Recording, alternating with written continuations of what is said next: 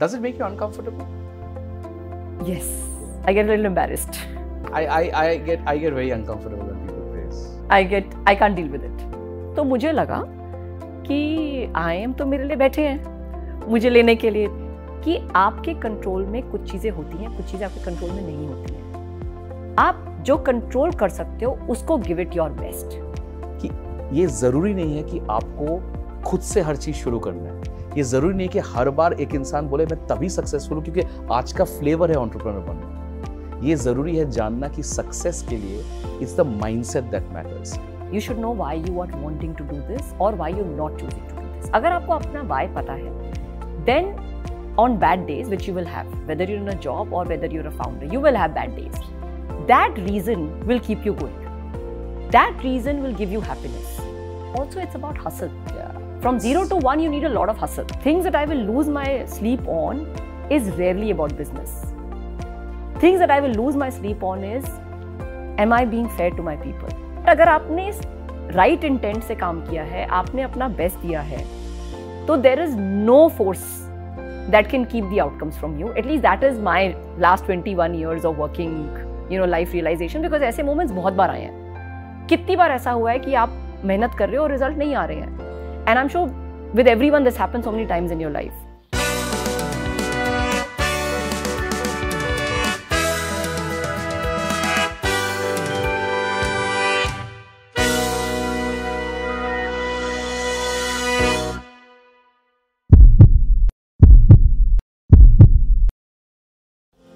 Welcome to the new episode of The Lifeboat. This time, I don't have an entrepreneur, but an amazing intrapreneur to be your lifeboat. Allow me to introduce you to your next lifeboat and my dear friend, Ruchita Taneja Aggarwal, Director of New Business Sales Head and OneAcquisitions Country Lead at Google, India. Ruchita is someone who's always hungry for new opportunities and challenges. Someone who always asks herself, what's next? And strives to find her North Star in uncharted territories.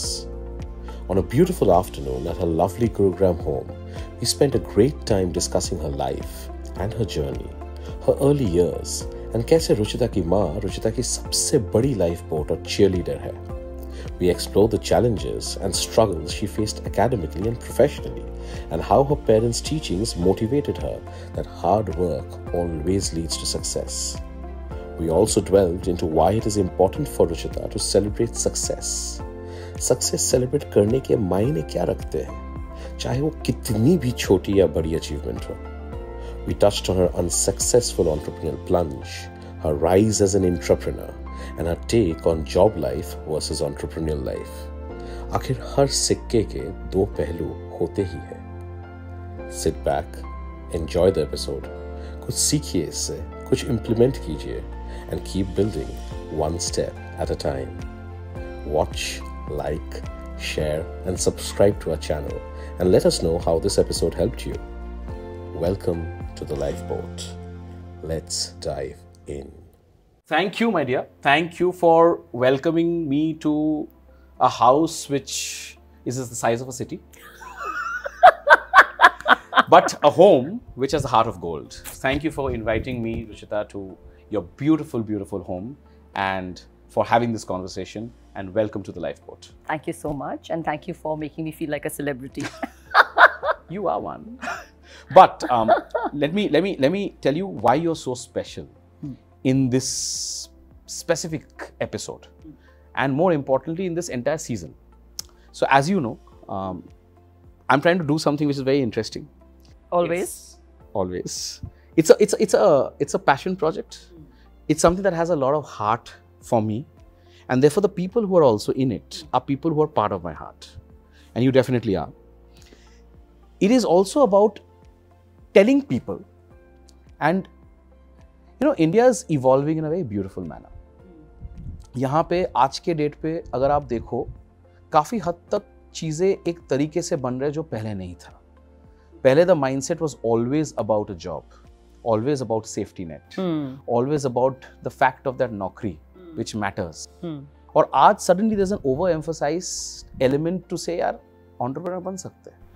Entrepreneur एक शब्द आ गया है, founder एक शब्द आ गया है, which now is very innately glorified at times, and at times also perhaps overrated. अब इस situation में, why do you become so special? Because in this entire season, the episodes comprise of some fantastic founders, some fantastic investors, but there's only one person who is neither a founder nor an investor, but perhaps has the eagle's eye view and the privilege to wear all hats still together. True. Someone who has worked as key managerial personnel with some of the biggest startups, someone who's been an L1 with some of the best founders in the country, and someone who's one of the most important and relevant people in perhaps one of the largest brands in the world. So you bring today on the flavor of this podcast the ability to go across and talk about a role which is of a job, of a key managerial personnel, of someone who's a very successful senior. And therefore, it's not necessary कि आपके पास सिर्फ दो ही राह है. It's not necessary कि आपको एक ही तरीके से बनना है कि भाई मुझे entrepreneur ही बनना है. या फिर suddenly, you know, the usual tasks of saying, here is a path to go to the leadership of a investor's life. Yeah. But you could do so well being a KMP. You could do so well as a professional, and you can be so successful as what you are, Ruchita. And that's why you have a very special place, not just in my heart, but you have a very special place in this series as well. Thank you for that opportunity and the privilege and the honor.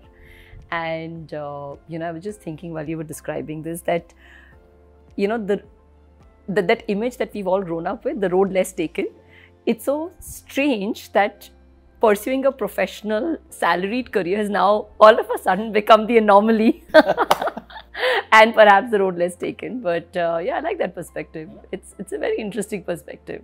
So, हम काफी detail में जाएंगे. बिल्कुल. This show is a long format show. We want to know a lot about Ruchita. So, this is not just about people knowing the Ruchita Taneja Aggarwal of Google. It is not to talk about just the Ruchita of Paytm. It is to understand that girl who started with a small dream in some gully in Delhi. Yes. And managed to go across and perhaps be part of few historical elements in not just the startup scene, but also in terms of decisions of few of the largest brands. Yeah. तो हम ना काफी depth में जाने वाले हैं. You okay with that? I'm absolutely okay with that. मजे आएंगे? बिल्कुल. काफी मजा आना चाहिए. बिल्कुल. तो मुझे ये बताओ, let's go back to that childhood. थोड़ा सा उसके बारे में बात करते हैं. And I'm not stereotyping, so I don't want to stereotype. Yeah. But growing up in northern India as a girl, take us through the construct of how your mind was. How was the ecosystem around you? Because we are in the same generation. Our generation is very different compared to aaj ke generation. So take us a little bit through that whole thought process of growing up to say that how does evolution of a mind take place? To say that yes, I know that I want to rule the roost in the role that I want to at a particular point of time. Obviously, if you look at it, no one has that vision on day one. Right. It's an evolution. Yeah.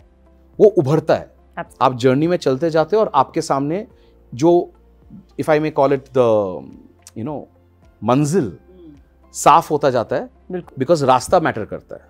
So talk about the rasta first. We'll talk about the manzil later. Absolutely. Take us through your childhood. Take us through growing up in Delhi, growing up as a girl child. How were things? Was anything specific? Was anything stereotypical? Or were you blessed to have a very, very different mindset? Yeah.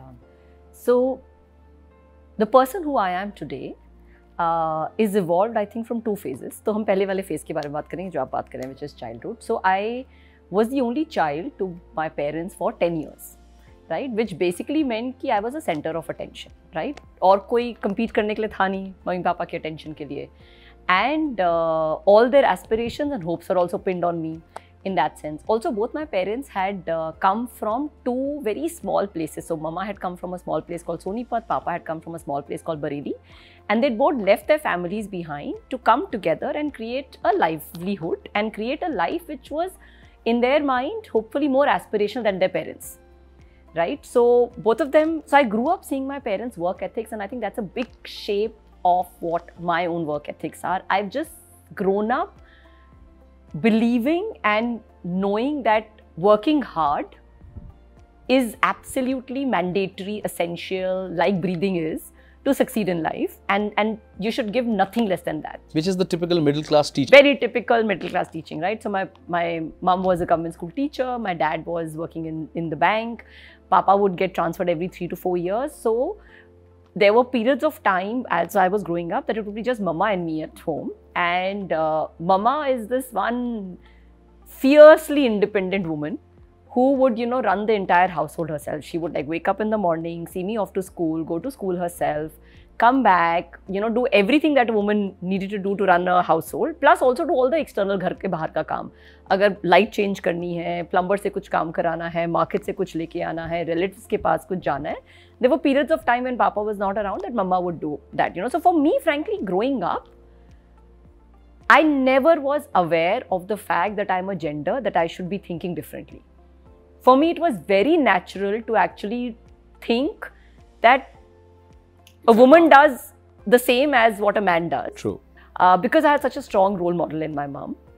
My dad would come back on the weekends, you know, so he would come back Saturday night, go early morning, Monday morning. So we'd see him for Sundays, you know. So like my biggest recollection of, you know, my growing up years is, you know, spending long periods of time with, you know, Mama and I. Then my kid brother happened 10 years later. And then all of a sudden I was this, you know, eldest child, right? And I call it the eldest child syndrome. So I think that happened to me. So from being the center of attention for 10 years, then to being this eldest child, which, you know, again, you know, if you study human psychology, this eldest child phenomena has a certain stereotype in that sense, or certain ways that it influences your personality, right? Because you become accountable and responsible for everything. And at a much earlier age. At a much earlier age, right? But, you know, so there was, again, those periods of time, Mama would be there, I'd be there, and my younger brother would be there. And for Mama, she would lean on me a lot to help out.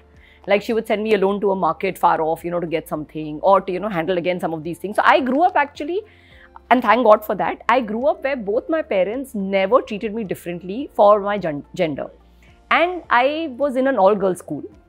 So again, there was no way for me to witness any differential treatment even there, right? So for me, the first time when I became aware of gender was actually when I started working. Not even college. Not even college. When I started working, where I even remember this one conversation where I was talking to one of the large bathroom fitting company, and I was talking to the CFO, and something happened, and I don't know in what conversation I said, you know, some conversation happened. I said, yeah, maybe I should become the CFO of your company or something like that, I said, right? And he said, ma'am, have you noticed that there is no woman in our company? And I said, really? And that was the first time I was like, actually, he's right. But because I grew up all throughout, never even paying attention to gender, either mine or anyone else's, right. Every individual was an individual. I was an individual, every person I was friends with, or a colleague with, or a teacher, or whatever, it was always who you are as an individual, what your whims and fancies are, what your personality traits are. So this was the first time when actually somebody made me like sit back and say, haven't you noticed? Then of course, I started paying a little bit more attention, that after that, whenever I would go to companies and, you know, offices, to start noticing that are there other women or not. And then so it's like a subconscious, you know, if I may say, cognitive element that came into you at that point of time. At that point of time. And then over a period of time, I started noticing that there'll be many boardrooms, many rooms where I'm talking to senior leadership and I'm the only woman in the room. So we're going to come a lot to that, because that's a very beautiful element. But thoda sa na backstep karte hain. Life mein na, the concept of support, the concept of people that you can fall back on, people that you can rely on, keeps evolving over a point of time. I've discussed this on several aspects in this show to say that the concept of a lifeboat, what are we talking about? The concept of a lifeboat is ki yaar, you need someone to keep you afloat. Yes. Now that someone is a very interesting definition. Yeah. That someone for some people could be individuals. Yeah. It could be their family members, it could be their spouse, it could be their parents, it could be their siblings. And also for a lot of people, very beautifully that someone has actually evolved into the person in the mirror.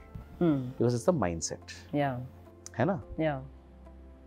For you, when you understand the growing up elements, Yeah. when you could see that yes, there is a direction that you want to take to life.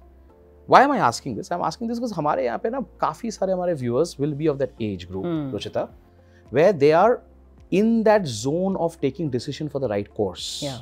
In that zone से कि भाई ये college pickup कर रहे हैं या फिर college खत्म हुआ है कि अब हमें कुछ स्पेशलाइजेशन करना है या नौकरी पे जाना है या फिर एक entrepreneur बनना है, which is the, as I said, the flavor of the season. Yeah. I want them to learn from you. Yeah. And the whole purpose of this entire show is that I try to extrapolate a lot of learnings. Yeah. And वो सीख जो viewers can go across and say कि कहीं ना कहीं वो सीख उनके life का life boat बने. So for me, I want to now get a little granular. So take us in that mindset of Ruchita. Yeah. When she grew up from school to college. Yeah. College to the first job. In between the MBA. So let's go a little granular in terms of that detail. How did the mindset evolve? Yeah.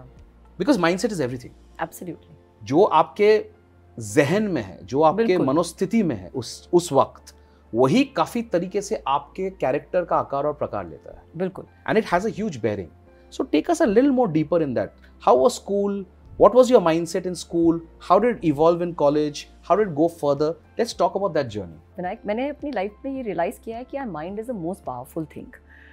You know, अगर हमारा mind हमें करेज देता है, so we become bold. और अगर हमारा mind हमें fear देता है, so then you know our life choices become generated out of fear. And I think those are the learnings that I've had as I've grown, you know, over the years. And I'll talk about how my mindset has shifted. जब मैं school में थी, तो I was a very, very shy child. मेरे को friends बनाना बहुत मुश्किल था. My lifeboat was my mom. Interesting. So she was the one who made me believe कुछ भी हो सकता है, मैं कुछ भी कर सकती हूँ. And but at school, my only presence was governed by how well I did academically. Other than that, might as well have been an invisible child, right? So for me in my school, I was always 100% focused on becoming the topper. So the marks were the armor. The marks were the armor, right? And that was the only thing that allowed me to, you know, kind of be a shy child. But yet create a presence. And But interesting, yeah. So excellence actually was your escape route. Yes. If you think of it. Escape route, but also like I was saying कि because मैंने parents को देखा था कि हमेशा से सीख ये मिली थी कि बेटा पढ़ाई करो, तभी लाइफ अच्छी होगी. Right? That's what we've done. हम पढ़े हैं, अब हम अपने छोटे जगह से बाहर निकल के दिल्ली में आके नौकरी कर रहे हैं. For my parents, that was a big thing. And both of us are working because we want to improve our lifestyle.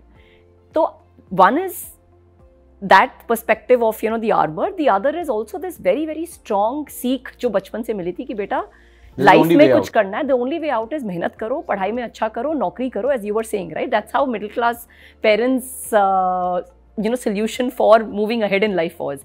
And her generation सोचती है कि हमारी next generation हमसे अच्छा करे. So those are the two driving forces of my life till I was in school. So when I graduated from school, getting to the college, which was Asia's best college in economics, was like an achievement. Which one was it? SRCC. I joined SRCC. The cutoffs were what they were. अब of course 99% हो गया. I've said that, but I've heard last कि भाई अब 100 में भी नहीं मिलता. हाँ, तो उस टाइम पे I think कुछ 95.5% कुछ थे मेरे. So I got through, and I was just so happy to be there. And that was also my first time when I was in a co-ed setup. All right. Right. So my shyness kind of extended to that setup as well. Only to then realize that because I hadn't grown up thinking of or noticing gender, it was very normal and natural for me to, you know, kind of fit in. But making friends was still very hard for me. Because एक innate characteristic होता है ना, because when you're an introvert, it's very difficult to get out of the shell. Yeah, very difficult to get out of the shell, right? So again, I would anchor my presence in college to 1 or 2 friends, and that's all. From school topper to reaching SRCC, my scores really dipped because economics was a subject which I used to love, and I had found it very easy to deal with. I had taken sciences with economics, and maths was my favorite subject, so I thought eco to will be a cakewalk. Right? Then SRCC had toppers from all schools, correct, all over the country, right? And all of a sudden I felt lacking. मुझे समझ नहीं आ रहे थे कुछ subjects, right? So my scores dipped, etc. Then I again went back to it with a lot of hard work. I was also fortunate to make some very, very good friends, right? And then they ended up being my lifeboats in college. So Mama continued to be my lifeboat at home. Papa with his silent and, you know, like silent confidence, support, whatever. But like Mama, like there was nothing in my life that was happening that Mama didn't know. Like from the minutest of things to, you know, which guy may have proposed to me or which guy I have ignored or, you know, which girl has, you know, I've had Maggie with today or whatever. She knew everything about my life. And at college, I had some friends who ended up, you know, becoming people who would lift me up when I was, let's say, at your lowest. At my lowest. And that's so important. And that's so important, right? So that was how I evolved there. Then I was very clear, eco के बाद मुझे MBA करना है. मुझे economics academically नहीं pursue करना था. तो by the time I graduated or I was ending my economics honors, I again had gained back my confidence in my academic abilities. तो मुझे लगा कि IIM तो मेरे लिए बैठे हैं मुझे लेने के लिए. तो मैंने फर्स्ट ईयर जब अप्लाई किया तो मैंने कहा मेरा तो टॉप 2 में हो जाएगा. I am not going to apply anywhere else. So there was that. So while I was a shy child, but I had, you know, over the years of academically doing very well, built this self-confidence, saying कि एक चीज़ मेरे में अच्छी है, which is academics, and you know I should be able to sail through. तो CAT के लिए apply किया. फर्स्ट ईयर में मैंने सिर्फ IIM का फॉर्म भरा, बाकी कोई फॉर्म नहीं भरा. और उसमें भी मैंने 4 होते थे IIMs उस समय, अहमदाबाद, बैंगलोर, कलकत्ता एंड लखनऊ. तो ऐसे मुझे तो सिर्फ टॉप 2 में अप्लाई करना है, बाकी दोनों तो जाना ही नहीं है. So I applied in the top A and B and I don't know if I applied. I think maybe Calcutta शायद करते हो या नहीं शायद. हाँ, Jugaad is also a preferred place for. हाँ, so I think I must have applied there. मैंने बाकी जगह नहीं अप्लाई किया कि इसी में हो जाएगा. And FMS इसलिए नहीं अप्लाई किया कि दिल्ली यूनिवर्सिटी में तो पढ़ ली हूँ, अब दोबारा दिल्ली यूनिवर्सिटी में नहीं रहना, अब हॉस्टल में जाना है. You know, I have to like see the outer world. See the outer world, right? Grow up like that. And मेरा कहीं नहीं हुआ. So I completely, you know, my confidence, everything shook. Reality check happened, and मेरे आसपास और लोग थे जिनका हो गया. And so I went to this point of, you know, अब क्या, you know, and that's really where I think my resolve and my grit came to the fore. So that point of time, it was a mirror. And of course, my moms and my parents believed कि बेटा हो जाएगा. So they had that belief, but वो हर parents कहते हैं, and I think because I have a teenager son, I know मैं अब अगर उसको भी बोलती हूँ कि बेटा हो जाएगा, you know, as children you look up to them, like कि आप तो parents, आप तो बोलोगे, right? I may not be able to this thing. So then it was really, so I had to really go down to a point of very, very low this thing, and then bring myself back up, and that's really where I was like, अब तो करके दिखाना है. And then it also made me a little bit more practical, saying कि आप ऐसे attitude से नहीं काम कर सकते हो कि 2 जगह अप्लाई कर रहे हो. You know, be a little bit more practical. दुनिया में और भी बहुत talented लोग हैं. So let's apply. So next time I applied and I got through. I think I got waitlisted at XLRI. I got NMIMS का test मैंने top किया इंडिया में. 2-4 और इंस्टीट्यूट से हो गया. SPJ ने got a spot offer. IIMs अभी भी नहीं हुआ. बट तब तक थोड़ा रियलिटी चेक हो गया था, थोड़ा ह्यूमिलिटी आ गई थी in a way, you know. And then SPGN was a spot offer. तो दे सेड या तो अभी डिसाइड करो या फिर रहने दो. तो I just said okay let's go. You know, I was like Bombay है, this is the first time I'll get to stay in a city like Bombay. Anyways, between Jamshedpur and Bhubaneswar or many other places, I was like, Bombay sounds like more fun. Let's go there. And Bombay is anyways your city, so you know. So then, so yeah, so that was the evolution of mindset, and you know कि मेहनत करो, but grit भी बहुत ज़रूरी है, थोड़ा practical होना भी बहुत ज़रूरी है, choices थोड़ी wide करो, and you know there can be many paths to the same success. So I think वो थोड़ी realization आनी तब start हुई. So इसमें ना I wanna align a few dots. Yes. कुछ commonality बताता हूँ. हाँ. So, and I've spoken about this in some earlier episodes as well. Till a particular age and a particular level, I was not the Vinayak that you see and that Vinayak that you know. I was 180-degree opposite, diametrically opposite. तो class 8 तक I was growing up, and initial कुछ सालों में पता नहीं चलता, but वो class 4 से class 8 जो formative years थे, I was growing up as an introvert. I used to stutter a bit, stammer a bit. I had no confidence. I had no friends. आपके पास फिर भी 1-2 थे. I had no friends. I still remember distinctly that there were situations, and I was in an all-boys school. There were distinctly situations where tiffin break mein, I used to eat my tiffin alone because I had no one around to have a tiffin with. And nobody wanted to be around also. That leads to various other things in mind, right? बहुत सारे situations होते हैं. And there was a time when class 8 में I lost a year. मेरे life का जो bottom of the barrel है, कुछ essences में, one of the bottom of the barrels was there. From there, again, certain people come in, certain things happen, I've spoken about in the past. There are these uplifting pivots. Pivots are not necessarily always southward. It can be very northward as well. Those uplifting pivots change your mindset. And it changes your mindset and it changes your persona. अब वही बंदा जो stutter या stammer करता था, वही बंदा जो एक इंट्रोवर्ट था, वही बंदा जो लोगों से डरता था, by the time I passed out school, I was perhaps one of the most well-known people in school, one of the most confident people in school, one of the most articulate people in school. काफी सारे दूसरे extracurriculars में participated. So it was a holistic turnaround. Right. That played out in college, that played out in a lot of early stage hustles. Where this comes to, this also comes to a construct to say, like you said, it brings in your case, the second dot I want to connect. So you spoke about reality check, you spoke about humility. अब मेरे साथ क्या हुआ था? Because of the way I had evolved, college was like a little Shahrukh Khan वाला college. ठीक है? मतलब पैसे तो घर से ज़्यादा मिलते नहीं थे, लेकिन अलग-अलग जुगाड़ लगा के, अलग-अलग hustle करके, I managed to earn much more money than what I was getting at home. Oh wow! I did a side gig in college. I did some random stuff. I worked in some places which I've spoken about earlier. You know, the McDonald's and the Pizza Huts all add up to you in life, and it teaches you a lot in life. True. Right? But what people underestimate at that time as maybe survival hacks is actually the initial setting up of a very interesting term called Jugaad. Yes. And Jugaad जो है ना आज के date पे बहुत overrated है, overhyped है. हर कोई बोलता है भाई फाउंडर बनने के लिए, एंटरप्रेन्योर बनने के लिए जुगाड़ होना चाहिए. लेकिन आप 2 स्टेप बैक लो ना. आपको जिंदगी में सरवाइव करने के लिए भी जुगाड़ चाहिए. Absolutely. Absolutely. So take us through the mindset of that topper, the mindset who went to an SP Jain, mindset who wanted to go from the MBA path and then get the right jobs and the best jobs and the perfect set out path.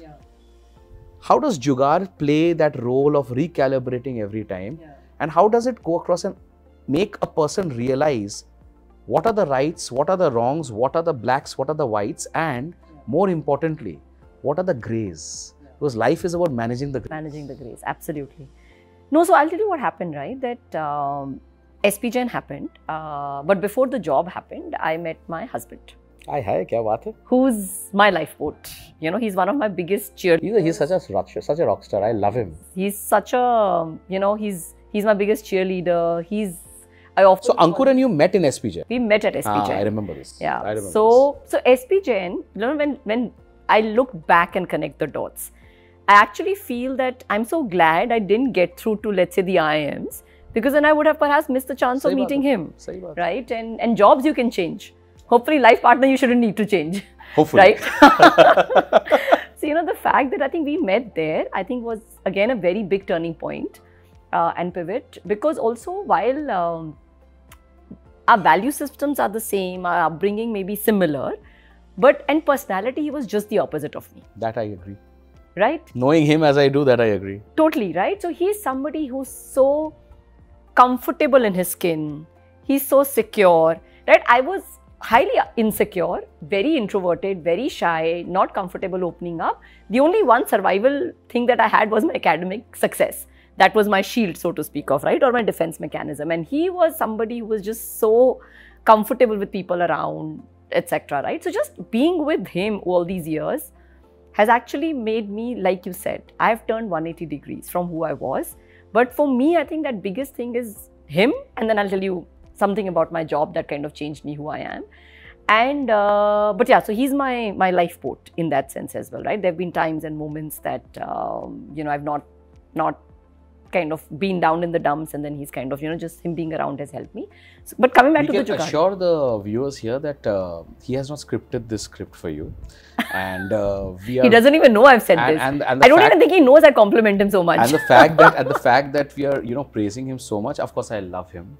He's a very dear friend, but we also understand that this is not a romantic show. It's not So now romantic. let's So we're going to move to the Jugaad. Let's move to the Jugaad. Let's talk about, maybe the Jugaad also was Jugaading each other, but besides that yes. Jugaad, let's go ahead. Yes. Talk a bit about that. that I had mindset. to tell this because I'll tell you the Jugaad that I started. So other than the academic, whatever Jugaad, right? Placement happened. Okay, so this time you sat for placement and all properly. Yeah, right. So I got a placement with Citibank. He got a placement with HCL. Citibank, I were did in which third division? With Treasury. Fourth? Treasury sales. Fourth BKC. BKC, okay. So this was a corporate bank treasury. That's where I returned. That's where I got my job. He got placed in HCL. The choices of placement for him were Noida or Chennai. And we were dating each other. So the first Jugaad that we had to do was how do we figure out that we are in the same city? So as you were saying, right? So the Jugaad applies to not just, like serious stuff. It also applies to personal stuff. It applies to life. It applies to life, right? So we ended up being, Citibank said, आपको दिल्ली जाना है, तो दिल्ली में आपको treasury नहीं दे सकते, हम अपना टीम वहाँ पे बंद कर रहे हैं. We have a sales role.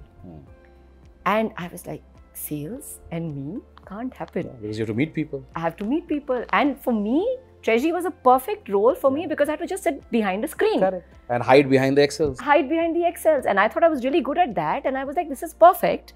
So then I had a choice that should I go with my comfort zone or should I go with, like being closer to family and being in a place where I could be, closer to Ankur. And I said, try karke dekhte hain. So that was the first time when I think I took a risk in that sense that, something that I knew was not my strength. You stepped out of your comfort zone. I stepped out of my comfort zone. And फिर I came to Delhi and मुझे बोला गया आपको sales करनी है. And Citibank में कोई induction नहीं मिलती है. You're put in the deep end of the ocean on day one. Swim or sink? Swim or sink. They said कि ये target है, जाओ, भागो. You figure it out. Okay. So that's where I really learned Jugaad. So the first 18 months or maybe 12 months, मेरा एक account नहीं close हुआ. I was like so sure कि मुझे शायद नौकरी से निकाल दिया जाएगा because कुछ sale ही नहीं लाई थी मैं. It was an acquisition sales role in corporate banking. SME हमें Indian corporates को loan देना था and Indian corporates were so entrenched with nationalized banks that Citibank समझा के बताना पड़ता था उनको Citibank है क्या. So simple भाषा में basically अगर for the viewers to understand it, कंपनियों को लोन देना था. कंपनी जो है जनरली नेशनल बैंक्स से लोन लेते थे बिकॉज उनको आदत था. एंड ये मीडियम सेक्टर कंपनी से उस टाइम पे there was no startups, there were no new age बेचारे वालों को तो वैसे भी लोन कम ही मिलता है. तो उन लोगों को आपको जाके बोलना था कि भाई एक आप पीएनबी पे मत जाइए, या फिर आप एसबीआई पे मत जाइए, या फिर आप किसी और पब्लिक सेक्टर बैंक में मत जाइए, आप एक फॉरेन क्रीचर सिटी बैंक के नाम के बैंक के पास आइए. Right. So that was also very daunting task because let's go a little step more granular into it because typically those days these kind of companies which were predominantly the MSME moving into maybe a little larger cap but not obviously the largest ones because they had enough options, most of them were Lala run. Right? And Lala mindset is a very different mindset because Lala mindset mein a lot of it is yaar hame baki sab mein pani kam hai. My way or the highway. Yeah. So now also Jugaad has to apply not just trying to sell a product and brand, but also to change the mindset. Yes. So what I'm trying to outline here is the thought process for viewers to understand the importance of Jugaad without undermining the term. Yeah. How do you go across and factor different forms of value in trying to get a job done? Selling, converting a mindset, concluding a deal. Yeah. That's the food chain. Totally. Right? Yeah. So, take us through a journey of a girl who's just been thrown in. 12 महीने हो गए, sale एक भी नहीं हुआ. It's very easy to get depressed. Yeah. It's very easy to get self-doubt. Yes. Like you said, middle class, नौकरी से निकल दिया तो क्या होगा? It's also safety net because Citibank would have paid you a decent salary. Absolutely. That would have taken care of a lot of requirements at home.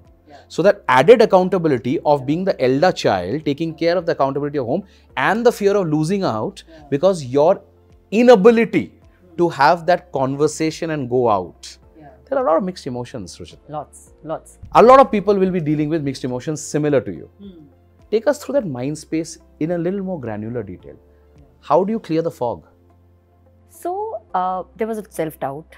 There was, कि मैं क्या गलत कर रही हूँ, मेरे को क्या सीखना है. There was a lot of that was happening. But again, उस time पे मेरे work colleagues also ended up being my lifeboat or my manager particularly, right? they kind of could see the hard work that I was doing. Right? मैं हर रोज जाके दिन में 5 company से मिल रही थी, 5 दिन कर रही थी. तो इससे मुझे एक लेसन और लर्न हुआ which kind of became a component of my overall जुगाड़ thing, कि आपके कंट्रोल में कुछ चीज़ें होती हैं, कुछ चीज़ें आपके कंट्रोल में नहीं होती हैं. आप जो कंट्रोल कर सकते हो उसको give it your best. So the one thing that I learned at the end of that 12 months was that satisfaction कि मैंने जो मेरे बस में था मैंने वो किया कि नहीं किया, उससे ज़्यादा किया कि नहीं किया. अगर मैंने वो किया है तो आउटकम शायद मेरे कंट्रोल में नहीं है, but at least I can walk away from that situation with that satisfaction कि मेरी जितनी कैपेबिलिटी थी, you gave it your best and more. I gave it my best and my more. So that has now become a part of my hustle mentality, my jugaad, right? And of course, it helped to have, very supportive manager. And Citibank that way, I think as an organization had that really nice culture that they gave you the rope. They gave you the long rope, saying कि अगर आप मेहनत कर रहे हो तो आप थोड़ा और ट्राई कर लो. So I think that belief, that external belief, kind of helped me as well. So a combination of saying कि मेरे बस में जो है वो करती हूँ मैं, let me give it my all, and that external belief saying कि things will happen, gave me a work ethos or a jugaad that I stand by even today, and it has stood the test of time. कि sir नीचा करके अपना काम करते रहो with the right intent, with the right objective. That is what I wanted to talk about. Eventually results will happen. हो सकता है लगे कि शॉर्ट टर्म में रिजल्ट्स नहीं आ रहे हैं, बट अगर आपने राइट इंटेंट से काम किया है, आपने अपना बेस्ट दिया है, तो there is no force that can keep the outcomes from you. At least that is my last 21 years of working, life realization, because ऐसे moments बहुत बार आए हैं. कितनी बार ऐसा हुआ है कि आप मेहनत कर रहे हो और रिजल्ट नहीं आ रहे हैं. And I'm sure with everyone this happens so many times in your life. You stated exactly what I wanted to go as my next question as I was listening in. And action.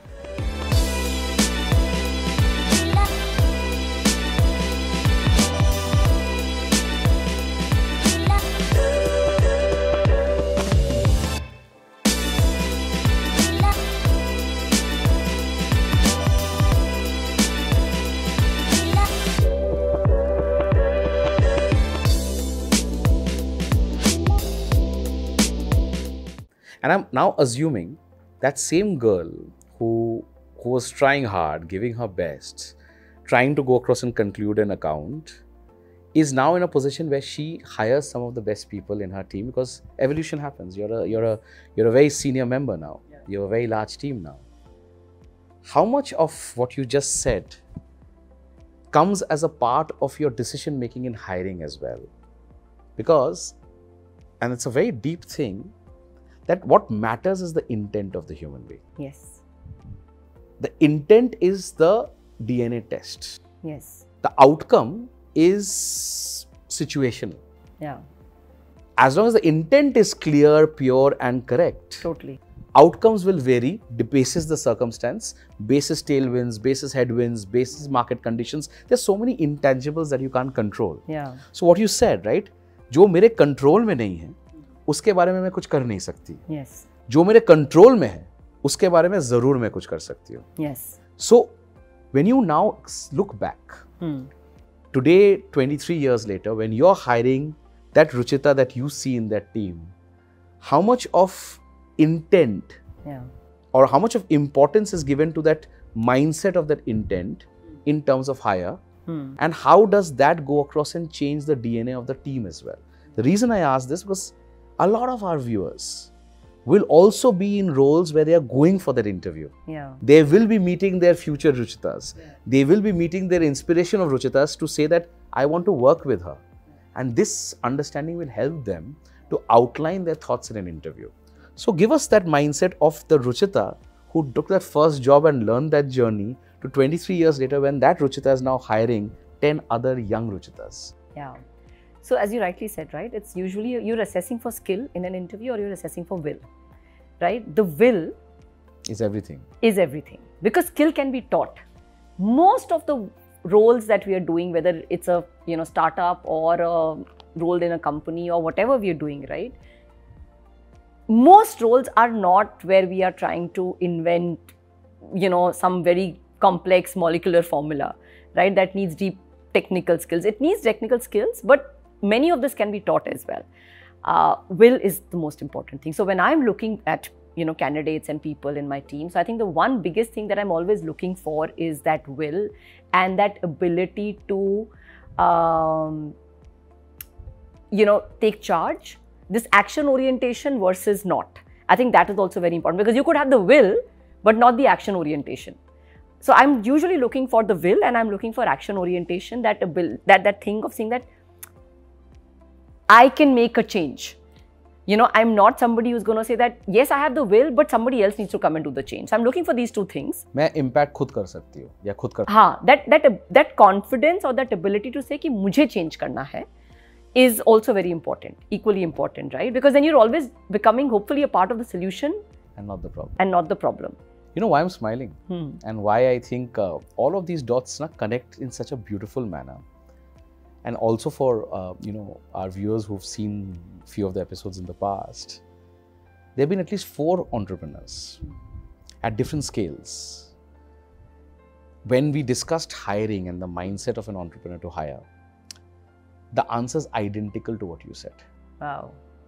The answer is identical to say that skill is something that can be taught, but will is something that is you're born with. Yes. It can't be taught. Yeah. And as entrepreneurs, it's so important for them also to have people in their team with the mindset to say, यार हमें सीखना है, हमें करना है, हमें जानना है, हमारे अंदर वो शिद्दत है, हमारे अंदर वो भूख है. And look at the beauty that someone who is at a leadership position but is not in an entrepreneurial role has that identical mindset to build her team. Yeah. The connect and the reason why I said you're so special for this show is you are bridging that element of mindset to say that even at KMP level, entrepreneurial mindset or non-entrepreneurial mindset, the mindset is everything. Totally. It doesn't matter whether the PNL is something that you're managing or the PNL is something that you're creating. Yeah. As long as the DNA and the mindset is the same, you will keep growing. Yeah. That is the proof and that is the concept of today's episode for the viewers to say कि ये ज़रूरी नहीं है कि आपको खुद से हर चीज़ शुरू करना है. ये ज़रूरी नहीं है कि हर बार एक इंसान बोले मैं तभी सक्सेसफुल हूँ क्योंकि आज का फ्लेवर है एंटरप्रेन्योर बनना. ये ज़रूरी है जानना कि सक्सेस के लिए it's the mindset that matters. And that is what you're seeing as we speak with Ruchita, because it's the mindset, and you would have heard earlier, it's the mindset similar with various other entrepreneurs who came and said the same thing. So this is the beautiful entrenchment that comes in. But now tell me, let's take a very interesting part of your life, which a lot of viewers will be excited about. आज के date पे one of the epitome of names in the startup world, in the entrepreneurship world, in the world of founders is VSS. Yes. Some people know, some people don't, but you played a very key role in the entire ecosystem of BTM of what it is today, and a very key vertical of that particular ecosystem, and you also worked extremely closely with. Yes. Again, these are intangibles, these are valuable thought processes, valuable learnings, which I believe can be the lifeboat of a lot of our viewers, right? A lot of people live vicariously through achievers. Yes. And the purpose is for people to live vicariously through achievers and learn. Yes. How is a mindset and what is the experience of working with such an super achiever, such an overachiever? Yeah. What do you get to learn when you work with people like that?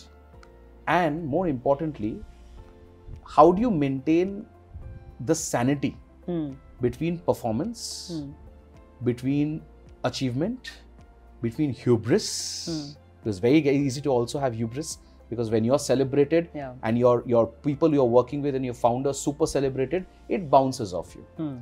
So it's very easy to go across and think यार कि हम ना दो inch ज़मीन से ऊपर चल रहे हैं. And also to know when is it enough to move and build something even more stronger. Yeah. So take us through that journey. Take us through that mindset of different emotions and facets, and what can one learn from it? Yeah. So Vijay is one of the most dynamic leaders that I have had the good fortune of working with, and because of my 14 years in CITI and even after that, I have worked with lots. Even as a banker, I worked with the biggest companies in the country, have met the biggest CEOs and the CFOs. So I have a very diverse exposure to leaders in India and overseas as well, because I've had a lot of MNC clients that were working and banking with us. And then I came to Paytm, and then I met VSS. Tell us about your role at Paytm. So I was hired to be the first Chief Operating Officer of Paytm's Payments Bank. And the Payments Bank, in principle, approval had been granted. The license was not granted yet. And I remember joining the bank. So Shinjini was the CEO then, and I was the CEO. There were just the two of us in the bank. And there was one or two more people who were on deputation from 197's business. And I remember joining in April, early April. And I was told that 15th August, we're launching the bank. Go figure, right? And so I'm connecting the dots again here. Yeah. Is it similar, therefore, to say that a gigantic, large ocean of Citibank and similarly equivalent comparative of a gigantic, large startup in India, even though the breadths are very different, but the philosophy there also, what I heard you was, deep end of the ocean, learn to swim or learn to sink. Yeah. What I hear here as well, deep end of the ocean, go figure. Yes. That's actually been a big driving force of me to have an intrapreneur mindset. So any role that I have taken up, either in CITI or in Paytm or in Clicks or in Google, there is a remit that you're given. But you can actually say that I ignored the remit. Right? I go there and I figure out that, okay, this is the opportunity. This is what I believe we can deliver. And that's what, we as a team make it happen. So the remit is usually something that I do ignore, right? By nature or also by a defense mechanism? No, by evolution now, and because I thrive on it.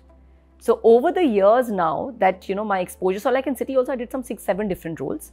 The fact that I was put into the SME banking, which was the first time a foreign bank was trying, the fact that I got the opportunity to work with the entrepreneurs of that time. Imagine 2002 and the entrepreneurs of India. Very different. Right? They had grown up businesses over 20, 30 years and they had become brands that they were like, names like Haldiram, Fab India, Jacor. These are the promoters that I worked with, right? So companies between 10 crores to 1,000 crores are the entrepreneurs that I had a center table seat at. So having seen those entrepreneurial mindsets actually made my mindset very entrepreneurial. So coming back to Paytm and Vijay, right? So I think there are 3 things that I've learned from Vijay and I admire him totally for. And I think there are rarely leaders who have those 3 traits to that extent as him. One is his ambition. I think the one thing that I've always admired about him, and that is not very usual to find in India. And I am now a student and observer of this around me, whether it's founders, whether it's employees, whether it's whatever. We don't think big enough. I don't know if it's cultural, I don't know if it's our upbringing, I don't know if it's our education. We don't think world. We may have Indian CEOs leading companies like Google and Microsoft, but do we have a Google coming out of India? Do we have a Microsoft coming out of India, right? And Vijay, I think, thinks big. So I think there's one thing, that his ability to think big, hairy, audacious goals is something that I totally admire. I think the second thing that I learned and observed very closely was his risk-taking appetite. His ability to, and I had come from being a corporate banker, please remember, my indoctrination was being risk-averse. So for me, I think my Paytm stint and having seen demonetization and what we as a team did then, or how we launched the bank and some of the things that we tried out, which we also got wrapped on our knuckles for, I think that really changed me and evolved my risk-taking appetite. So now today my risk-taking appetite, and that's what I take back to my teams, saying that if you're not risking enough and if you're not failing enough, you're not growing. Right? So I think that I've learned from him. The third thing I think is his decision-making abilities. He takes decisions like this. His decision-making is not based on, you've heard this term, right? Like paralysis by analysis. His decision-making is not that. A lot of times the brethren gets blamed for it as well. Yes. Right? So his ability to take decisions with imperfect knowledge and being comfortable with course correcting, and his humility and agility to course correct if things are not going well and admit, yeah, I was wrong there. I think that combination is something that I've really taken away from my experience of, being in Paytm there. And then of course, when demonetization happened,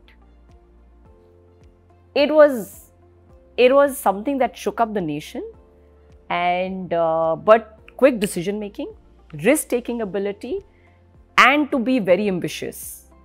All three came together to fuel us as a team to go out and gain the scale that Paytm gained. A lot of people said that, oh, there was favoritism, there was something, nothing of that sort. It was just a combination of very astute entrepreneurial mindset, risk-taking, decision-making, smart execution, that kind of really got Paytm to, come on the other side of demonetization, having gained a lot of scale.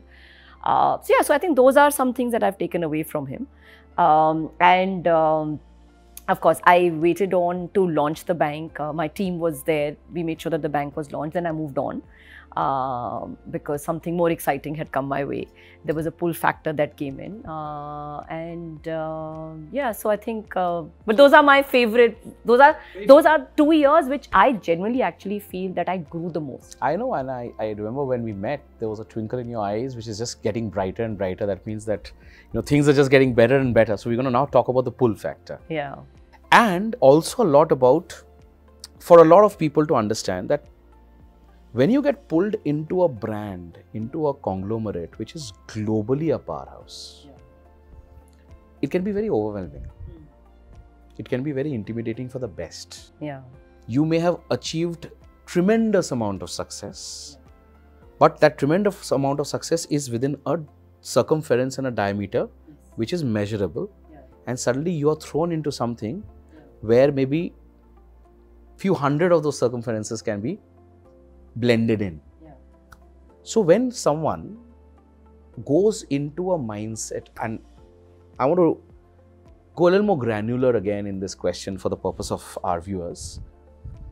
When you get an opportunity to be a part of an international brand, but you know that the role has so much of impact that you can create, how does one balance inhibition, be getting overwhelmed, एक दिल का जो धड़कना होता है कि यार मैं कर पाऊंगी या नहीं कर पाऊंगी, and the crazy potential जो आप देख पाते हो बोलने के लिए कि यार ये तो एक blank canvas है, अभी तक तो मुझे जो लगा था मैंने किया, मैं कुछ भी नहीं किया है, because मुझे लगा मैंने ना इतना सारा मूर्ति बना लिया, पेंटिंग बना लिया, and suddenly you're like boss, पूरा दुनिया सामने पड़ी हुई है जो मैं इसमें पता नहीं क्या क्या चीज़ बना सकता हूँ, किस हिसाब से कलर्स उस पेंटिंग्स में क्रिएट कर सकता हूँ. So the mindset to say that there is endless possibility. Yeah. So one has to manage two elements of self-doubt, elements of getting a little bit of, overwhelmed, and yet managing excitement to say that irrespective of all of this, because it's like a blue ocean, I can go and do whatever I want. How does one get into that mindset? And tell us about experience at Google. How does दुनिया दूर से सबको लगता है यार Google is like Google यार, we all have been like OMG with Google, right?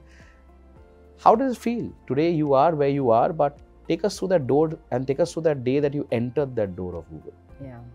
So Google में हम एक terminology बोलते हैं imposter syndrome. Majority of people who join Google have that imposter syndrome, right? So one of the early trainings that is given to us in Google is about how to deal with imposter syndrome, because genuinely, like you said, the scope and scale of impact is really large. The responsibility. I'll pause you before you go there, because while I know what imposter syndrome or God syndromes are like, a lot of our viewers will not understand. So let's dumb it down a bit more. Sure. What is imposter syndrome? So imposter syndrome is कि मैं deserve नहीं करती यहाँ पे होना. I don't have the capability to succeed here, and शायद मुझे गलती से हायर कर लिया है. I'm not meant to be here, right? So a lot. I've heard another thing. I've heard there are two syndromes that exist. One is the imposter syndrome, and the second is the God syndrome. Yeah. कि भाई मैं इतनी अच्छी हूँ or I am such a super achiever that this is the place I belong and everything else is absolutely rubbish. And that's where the person starts walking 2 feet above. So I've also heard that there's a lot of grounded element of training to be factored in to say, don't let the brand rub off on you, to say that just because you're a part of such a brand, you can develop hubris. So take us through both those mindsets. So the induction that is given or the training that I given, one is of course to deal with imposter syndrome. The other is also a extreme emphasis on viewing the opportunity as a big responsibility and not viewing it as an opportunity. So we are trained and we train everyone who joins, we really look down upon anyone using terms like leading, dominant, like any terms that demonstrate the scale and scope of impact. It's not looked up at, it's looked down upon at, right? Then collaboration is such a big theme. One, and I've seen this now, and I do this as a manager and as a leader of my business as well, right?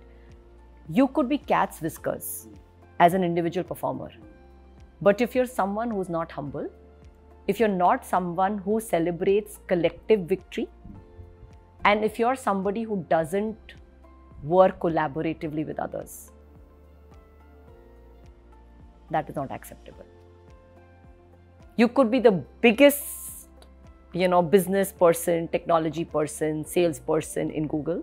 But if you demonstrate a disdain for these values that are so core to the organization, your career will not grow. And that is so important to our, to our character as an organization. And that is what I think helps Google be the admired company that it is, that it has ambitions, it has large-scale thinking, but we hold that with a lot of sense of responsibility and humility. So I'm not going to pause you here because there's something that I've connected again. I'm smiling because there's a huge similarity in something that a lot of others have spoken about. But I will refer to this point as the essence of disruptor. So do remind me that I have to ask you on this. But continue with that journey of Google. You entered the door, you got inducted, you realized one of the eternal elements of imposter syndrome has to be dealt with. There's this whole element of God syndrome that has to be, somehow calibrated with.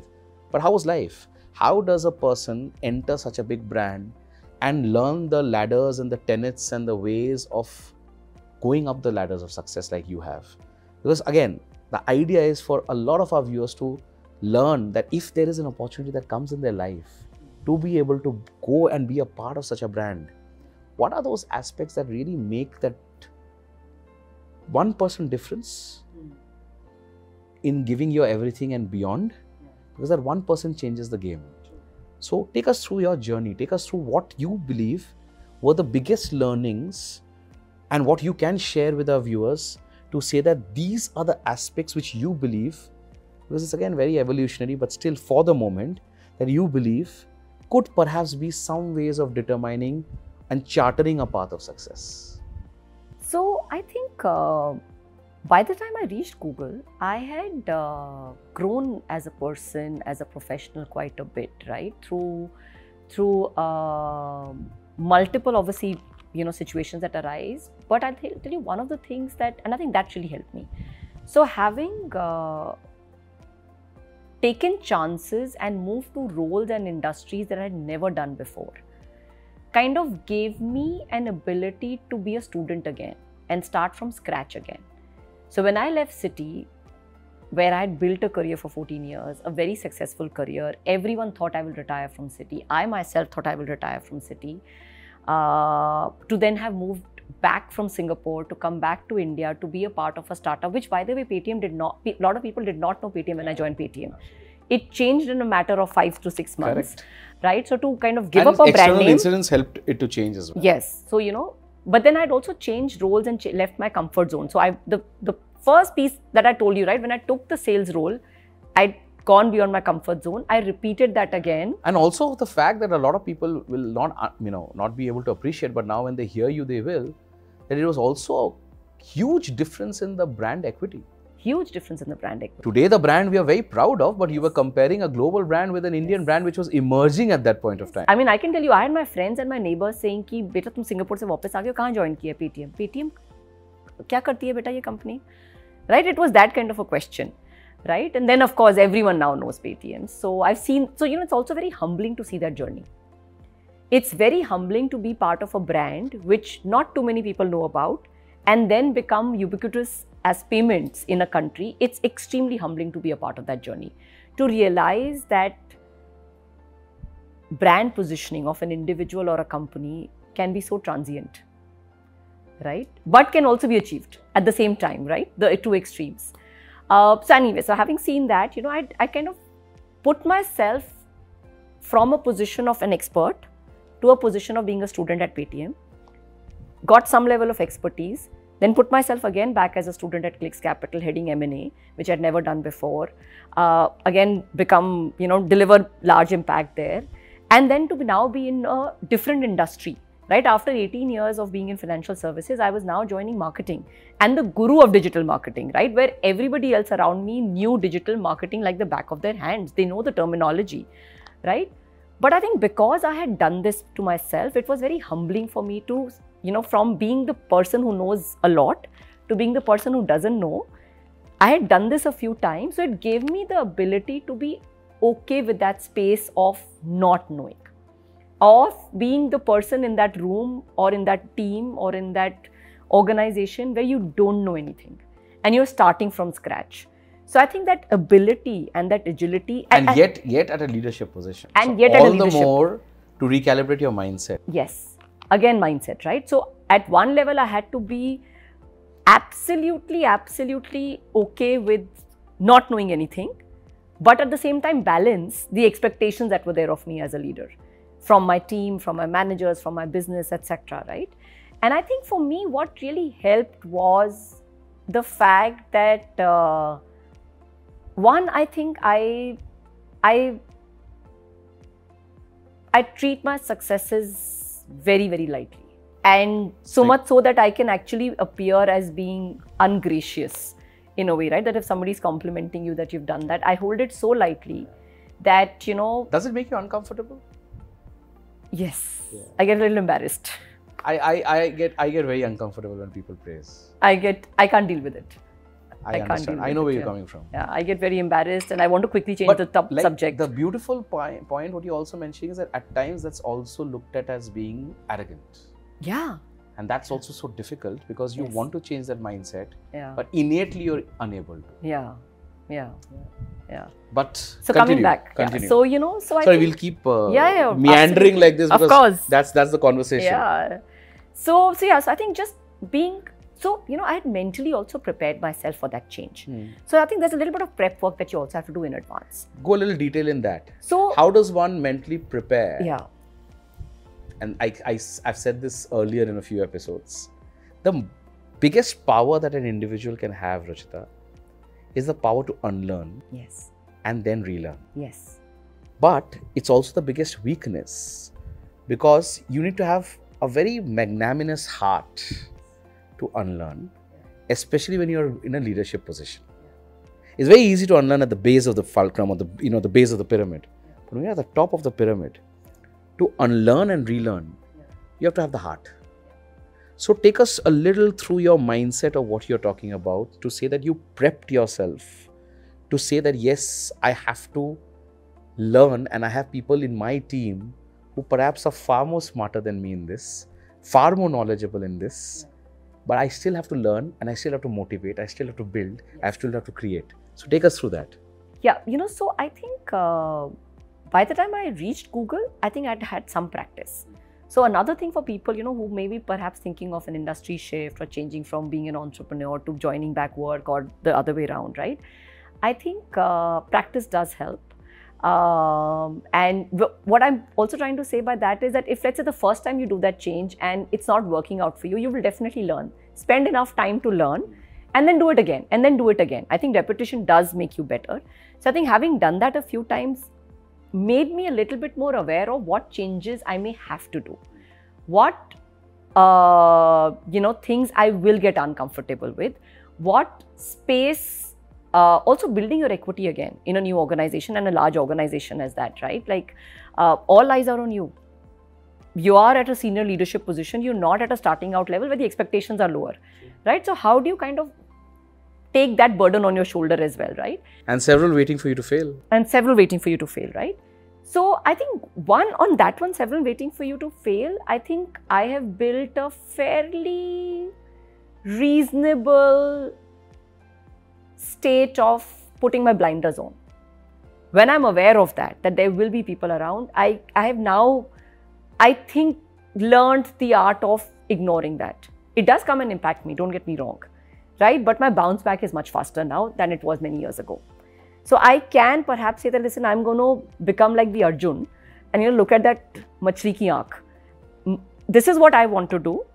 Once I've done that, the naysayers will be proven wrong in the future. I will not solve for it right now. This is not the most important thing that I want to solve for right now. That's not P0 for me. It's easier said than done. Yeah. Yeah. To blinkers, to be on the track to win. Yeah. To say that machli ki aankh is the only focus when there are so many detractors. Easier said than done. Let's go a little deep there. How does one manage to stay focused when there are crabs pulling you down the crab basket? Yeah. It's very easy to say, यार perform करेंगे, काम बोलेगा, हम तो काम से ही मचाएंगे. यार काम तो end factor है. वो तो जब आप जाके मचाए तब आपको पता चला.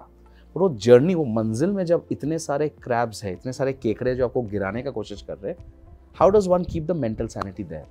One is the mental sanity. The other is also, while you're putting your blinders on, you don't want to be, you don't want the carpet to be pulled under you because you were not watching out.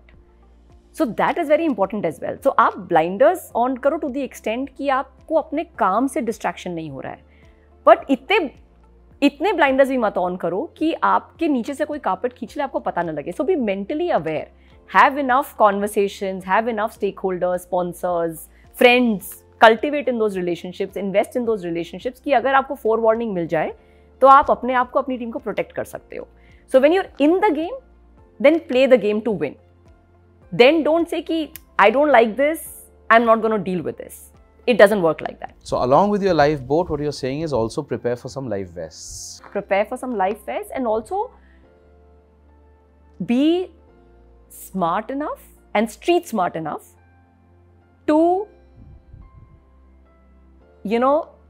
manage any detractions that may come. And there are many ways of doing it, especially in large organizations. What tends to happen is कि आपका जो काम है, जो आपके बारे में बात 20 जगह से कहीं पे भी पहुंच सकती है, आपको पता नहीं है. You will not even know. And that can happen in a startup as well. Right? तो आप island पे नहीं काम कर रहे हो. Be fully aware and conscious of that, and therefore make sure that communication is key, investing in a wide network of relationships is key, making your work be known in the process and in the journey as well. Keep important stakeholders in the know. कि किसी और की बात आके कोई, मतलब, you should be the first one who's informing the people who matter what you're up to, even while you're building up your thought process. Get enough people along in the journey. So taking people along in the journey is a very, very important. It's your team, it's your managers, it's your peers, it's your stakeholders. Figure out. So be very... But also that's leadership skill. That's a leadership skill.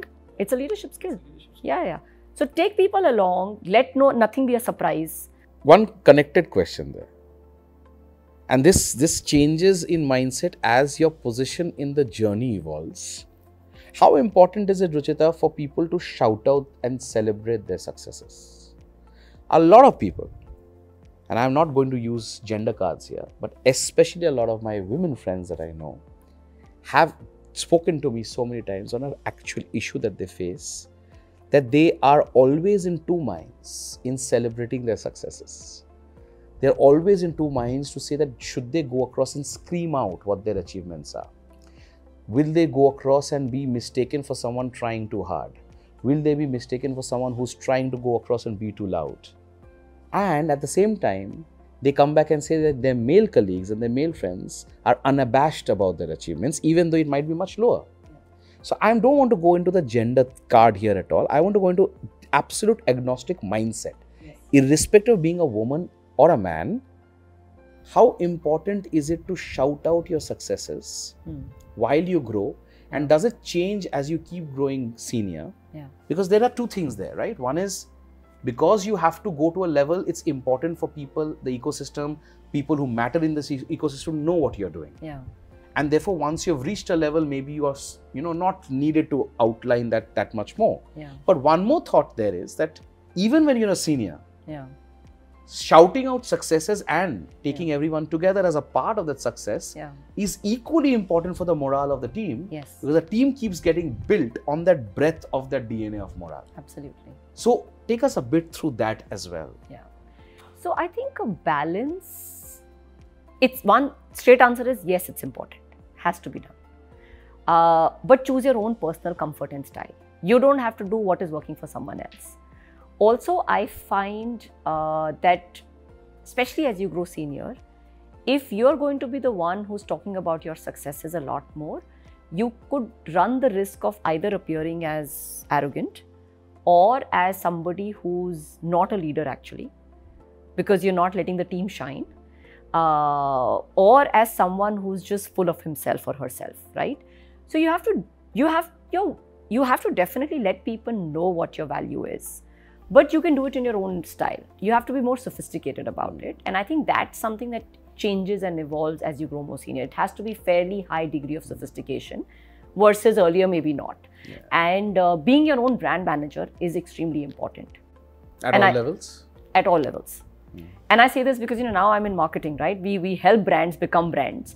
And the one thing that I tell everyone on my team, gender agnostic, saying that you are being the best marketing expert for your clients, for the startup, for that government, for that large enterprise that you're working for. Why not apply that same skill to your own work? And so yes, it is very important. And another analogy I'll give you, right? When we were studying, we were in a smaller cohort size. We were in a class of 40, 50, and the teachers had, the job description required them to go and look for the gems. Look at, and find your strengths and weaknesses. In large organizations, there are lakhs of people, there are thousands of people. This is not necessarily a job description, right? So if this is not a job description of the person above you, if you are in that organization that has that, setup, then you are left to your own devices. And you can't, and again, going back to the piece that we said, that when we're looking for people, for will, we're also looking for people with action orientation and what I can do. So instead of saying that, oh, my manager is not doing this, or I wish I was in a place where my manager would do this for me, figure out what is it that you can do. It starts with you. The buck starts with you. And stops with you. It may not stop with you. You may still need your manager in a large organization. But for your PNL, for your PNL, it stops with you. Yes, yeah. But you can't depend on someone else. You have to be taking charge. Of your own career, right? Like for your work, if you're expected to be an owner-operator, for your own career growth, you also have or your personal growth, you have to also be having that same owner-operator mindset, and you have to be very, very discerning about it. So it's important. So for anyone who says it's not important, I don't think that is a practical advice, because either you're an entrepreneur trying to get more customers to know you, or get more investors to know you, or just your employees in your company to feel good about being there. Or you're an employee who's working in an organization. Most organizations are the work that we're doing is all team effort, right? And it's important to make the team shine. But within the team, chances are you have a differentiating factor. You have a differentiating contribution. People should know about that. People should know what's your personal brand. Yeah. And maybe replaced.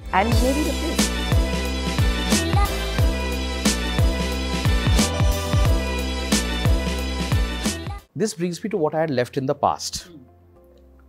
The disruptor element. A lot of times, and it's a very interesting element, because again, it comes back to a lot of,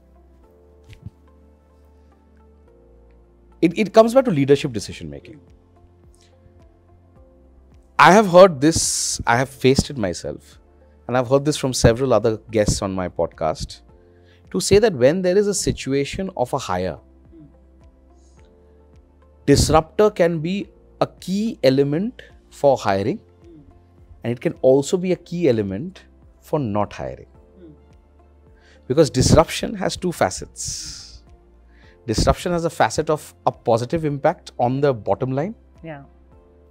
Disruption can have a negative impact in the entire DNA of the firm or DNA of that organization. When you hire and you see there is a fire starter, there is a force of nature, mini you, which you are seeing potentially, because I know what a force of nature you are. But you also now see a sign that there is a certain amount of disruption in that person, he or she, which might create a lot of chaos in terms of the entire team. As a leader, what is your advice? When you look at those elements and when someone wants to shout out and say that I am a disruptor because I am XYZ, but there may be some aspects where you realize that that may not also fit into the DNA of the team. What's your decision on hiring based on? And for people who believe that disruption is the key matrix to success, what is your thought and advice there? So what I try and do when I'm hiring is I work with two principles. One is I think there should be enough diversity of thought and mindset in the team. I think it just is genuinely, and this is not for the sake of diversity, I've seen this work beautifully, right? A healthy tension, a healthy challenge, and on one hand there's somebody challenging, on the other hand somebody saying, no, this is too risky, let's not do this.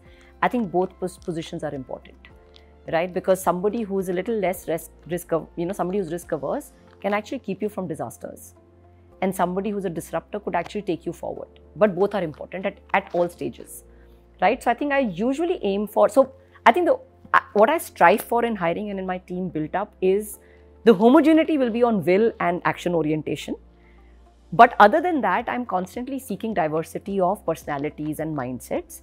At the same time, then as a leader, I'm also intentional and conscious of that I will have to play a more active role depending on either boosting this or boosting this, depending on the exact stage of business priority that we're driving. Because, the other thing that I've also realized is that there is a role for disruptors and the serious executors and the risk-averse people. It depends on the stage of your business. When you're doing 0 to 1, at that point of time, you need disruptors and you need more of them because you want to challenge, try out new things, etc. Also, a lot of things are getting said there. Cultures getting said there. There is more of human capital process being said there because that time it's all about survival. Also, it's about hustle. From 0 to 1, you need a lot of hustle. I have a feeling the amount of times you've spoken about hustle, I should ask Ankur now to become the sponsor of this show. I agree. It's all about the hustle. It's all about the hustle. But anyway, I love the guy, so I'm just... It's embedded as a branding, guys. It's not that he's paid me. But go on. Go on. And then perhaps from 1 to 10, you need a balance of both. Perhaps 10 to 100 is where you want a steady ship. You have a lot of things at risk with too much disruption, right? That's what tends to happen with large organizations anyways. If you look at any brand or any company that's been around for 200 years, you will see companies be extremely enterprising at the initial stage. Then the enterprise, or the risk-taking kind of starts to decelerate a little bit, but it's still there, still needed.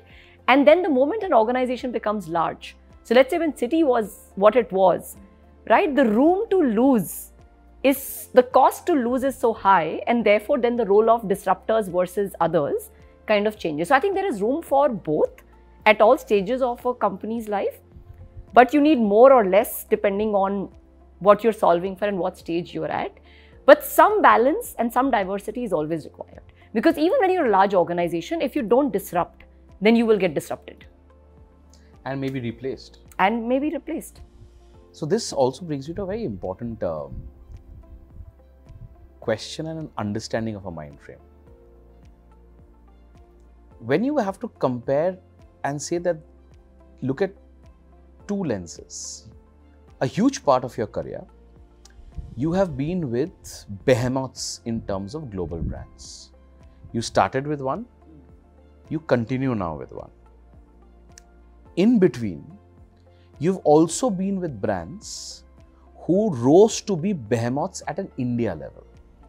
And you were very lucky to see that journey. Yes. Now, if I have to ask you to step back and take out maybe 2 to 3 commonalities between a fire starter brand trying to be something big at a domestic level and a global behemoth, and say that this is where the DNA is alike. And this is where perhaps people trying to work in both places or getting an access from one to another can take as learnings to say that these commonalities will always be there. And parallel at the same time, if you have to talk about 2-3 things which are completely diverse, and not necessarily either pros or cons, but completely diverse, because the nature of the institutions are so diverse. And that also is a great learning for people trying to be a part of either of the ecosystem. What would those be? Yeah. So I think the one commonality which I have been very, very fortunate to have in all the 4 organizations is the ability to be entrepreneurial and enterprising. I think all the 4 places that I worked in have allowed me to be extremely entrepreneurial and have given me the latitude and the space, and therefore our teams to do what we were able to achieve and accomplish in all of the places. So I think that was one commonality. So maybe I look for that, perhaps when I'm choosing. I think the second thing that has also been there as a trait in all is that actually all strive to disrupt. Whether it was Citibank, in its industry, it was always the disruptor. It was known as, the bank that got the first ATM to the country, did many firsts there. Paytm, many firsts. Clicks Capital was G Capital. So again, many firsts attributed to that history. Google is a disruptor in many ways. So I think that's one commonality. So that has made me a disruptor to an extent.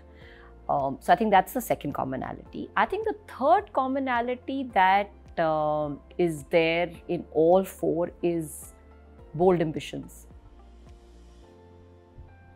कुछ करके दिखाना है, बहुत different करना है, बहुत बड़ा करना है, right? So I think that ambition, I think has only made my own ambition grow and get groomed over the years. So I think that's the third one. I would say the fourth one is it's perhaps the environment, but also because I think I am somebody who cannot operate but for that, is the level of independence / accountability. I think all organizations gave extremely high responsibility with extremely high accountability. And I think that is something that I think is, if as an individual, one can understand that, with great power comes great responsibility, like Spider-Man says. Similarly, with great responsibility, you have to have high accountability. And if you can operate with that, I think that is something that makes you successful and makes you who you are. So I think those are four common things. The few things that are not common is, and I think both extremes are bad. So I think a balance is good. I think when you become really large, there are lots of processes. There are lots of systems. Essential because the cost of failure is high. And when you're a startup, there is no process. So a lot of things have to be repeated again and again and again. And there's a lot of efficiency that you lose because of that. So I feel both extremes are bad. The best is if the two can be blended, which is that you have processes, you have systems, but then you also allow for ability to discard systems and processes that don't serve the purpose and replace them with newer systems and processes. So have that agility and flexibility. I think that's one difference that I saw between startups versus large organizations. I think the one other thing which I think startups can learn from is the focus on people. I think large organizations have allowed themselves the luxury to invest in people processes, which means learning and development, which means cultural things, which means, mentoring programs, sponsorship programs, monitoring how your diversity ratios are going, monitoring how your teams are progressing and creating careers for them, not hiring somebody for this job here and now, but actually thinking of a person as human capital and not A resource. a resource, right? So that difference of treating it as human capital versus resource, I think startups can gain from that. I think a lot of startups, and maybe I'm being generic here, but a lot of startups deal with a lot of attrition. The average lifespan of an employee in a startup is a few years if you're lucky. And that loses a lot of goodness of, understanding the firm, the journey, the purpose, the ambition, collective ambition. So, you don't want to lose that, right? So how can you retain that and build further on that?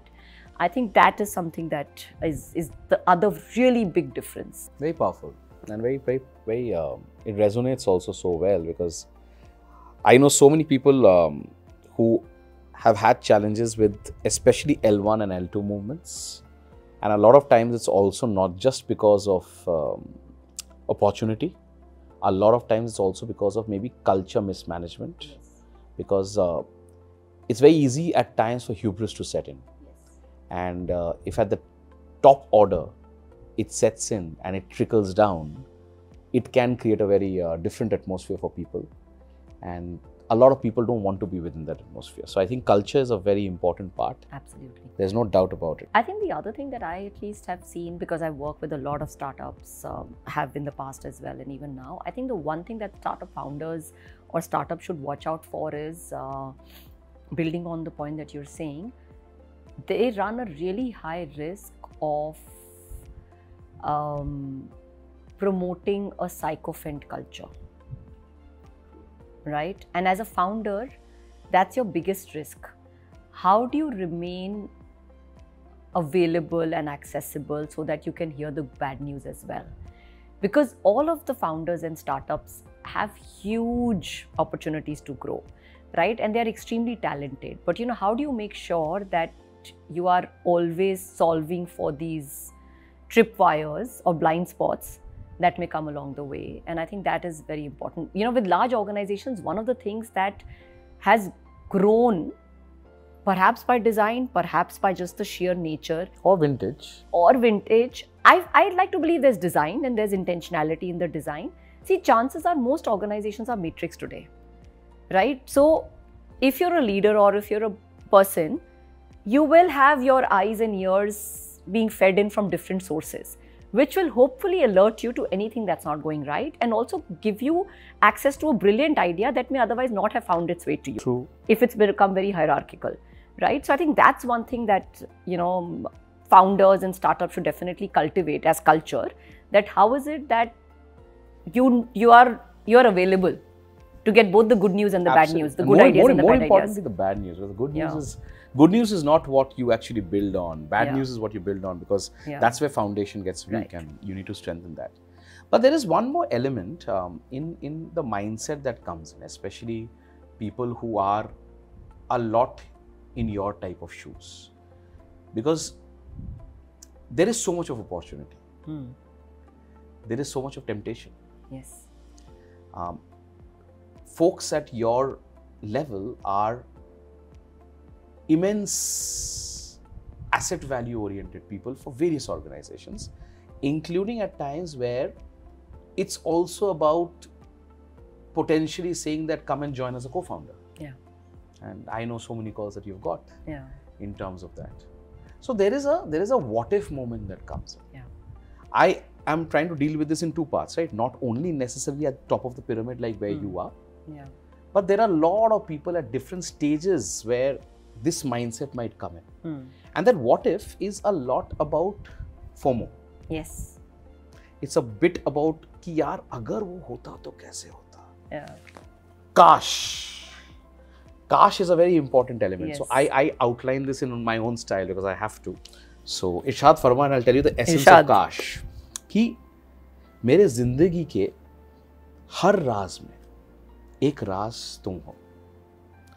मेरे जिंदगी के हर राज में एक राज तुम हो. मेरे बंदगी के हर आस में एक आस तुम हो. And this is about the moment. Beautiful. तुम क्या हो मेरे, कुछ हो या कुछ भी नहीं. And that's where the mindset of the person always gets into the doubt. पर मेरे जिंदगी के हर काश में एक काश तुम हो. Subhanallah. So now, when that kash comes in, when that what if comes in, it's very easy for a person to detract, lose track, perhaps self-doubt and self-question, and take decisions which might actually then be very downward for the career, very downward for the trajectory. I'm aware of, and you're aware of, so many people who actually moved from the role of a fantastic KMP, fantastic senior leadership, to try and dwell with entrepreneurship, even though they did not do the test, the litmus test to know whether they were meant also for the entrepreneurship, and that journey broke them because it's such a hard journey. It is. So the essence of the message that I also want to discuss in this particular episode is that life can be beautiful the way it is in your job. Life can be beautiful the way it is in terms of what you're building in your role. So how do you deal with that what if? How do you deal with the kash? How do you go across and recalibrate your mind and say, काश से बेहतर ये है, शायद से बेहतर हकीकत है. Yeah. So I have to confess कि वो काश अभी भी आता रहता है. I'm sure. And बहुत सालों से आ रहा है. I'm aware of it. And वो काश इस उम्मीद पे अभी काश है कि शायद कभी definitely होगा. But I'll tell you, my journey to Paytm actually was triggered by that kash. So I had decided to leave CITI for the glamour, the sexiness of turning entrepreneurial in 2015.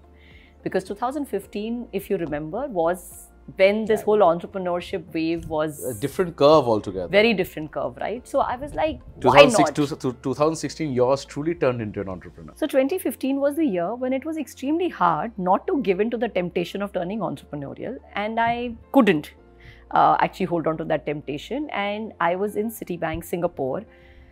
India was vibrant and dynamic like how. And I'm sitting in Singapore and doing an APAC level role, but you know, FOMO's hitting in. FOMO's hitting in big time. And I decided that I'm going to quit and I'm going to come and start something of my own. So that's a decision that I had taken. I anyways had the cushion of having a working spouse. So I told my spouse that for the next 5 years, you will please retain your job because I'm going to turn entrepreneurial. So there was enough risk management that I had done as a banker in that. And hedging हो गया. Hedging हो गया था. तो also दूसरा उस समय मेरे साथ एक और चीज़ हो रही थी which was my mind space and mindset again. मैं 14 साल सिटी बैंक में सक्सेसफुल थी बट थोड़ा मिड लाइफ क्राइसिस आ रहा था बिकॉज आई वॉज लाइक कि is my success because of Ruchita और is my success because of Citibank. Person versus the brand. So I was very motivated to test out my own brand. Saying कि मेरी success मेरे brand ने पे आ सकती है कि नहीं आ सकती है. So there was this sense of proving myself कि it is my brand that can hold without the borrowed brand, the umbrella of this thing, plus entrepreneurship. तो मैंने अपने एक और बैचमेट के साथ हम दोनों ने सोचा हम कुछ लॉन्च करेंगे. It was a subscription based market place that we wanted to do for जो आपके नॉर्मल रेगुलर परचेजेस होते हैं. तो हमने वेबसाइट बनने दे दी, सब कुछ कर लिया. And I was about to resign when that person said that. और मैं सिंगापुर से जब वीकेंड पे आती थी तो हम लोग बैठ के बिजनेस प्लानिंग करते थे 2 दिन. सो मंडे टू फ्राइडे मैं सिटी बैंक सिंगापुर काम करती थी, सैटरडे संडे में बैठ के बिजनेस पे काम करती थी कि हम ये करेंगे, ऐसा करेंगे, वैसा करेंगे.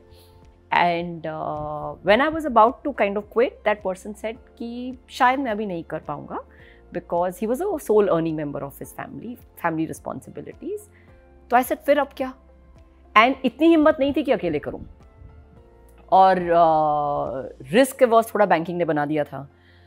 तो मैंने सोचा, तो जब पेटीएम का कॉल आया कि आप हमारे लिए पेमेंट्स बैंक पे काम करिए, तो the reason why I said yes to Paytm was कि मुझे एंटरप्रेन्योर बनना है. This is going to be a training ground for me with a salary. And the role excited me because मैंने हमेशा P&L roles करे थे. I had never been on the back-end side of it. So the Chief Operating Officer role allowed me the opportunity to know what it takes to set up something from scratch. So the reason I said yes was for that कि मुझे तो entrepreneur बनना है. 2 साल experience ले लूँगी. This is better than an MBA school. This is better than an MBA school and कोई risk नहीं है. Downside is protected. Safety net. Yeah. And it's been 7 years since and I've continue to be in a job. But वो काश अभी भी आता है, हर बार आता है. हर 6 महीने में आता है, to be honest. And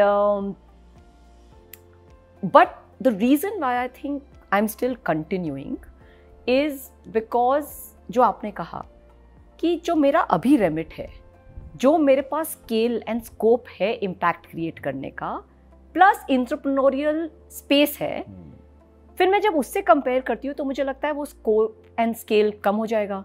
and अब मुझे थोड़ी आदत भी हो गई है, आदत ख़राब हो गई है कि इतने ब्रांड्स के साथ काम करके, पहले सिटी बैंक, फिर पेटीएम, अब गूगल, अब इम्पैक्ट बड़ा ही चाहिए. छोटा impact will not satisfy me. So then when I compare कि यार इम्पैक्ट इसमें तो मैं इतना ही कर पाऊंगी और मुझे भी ग्रो करना है. I am also somebody who takes my decision based on saying कि ये मुझे आता है, अब मैं नेक्स्ट क्या सीखूंगी. So that is a big driving force for me to take my decisions कि नया क्या सीखूंगी, क्या चीज़ मेरे को नहीं आती है और अब नया मेरे को क्या सीखना है.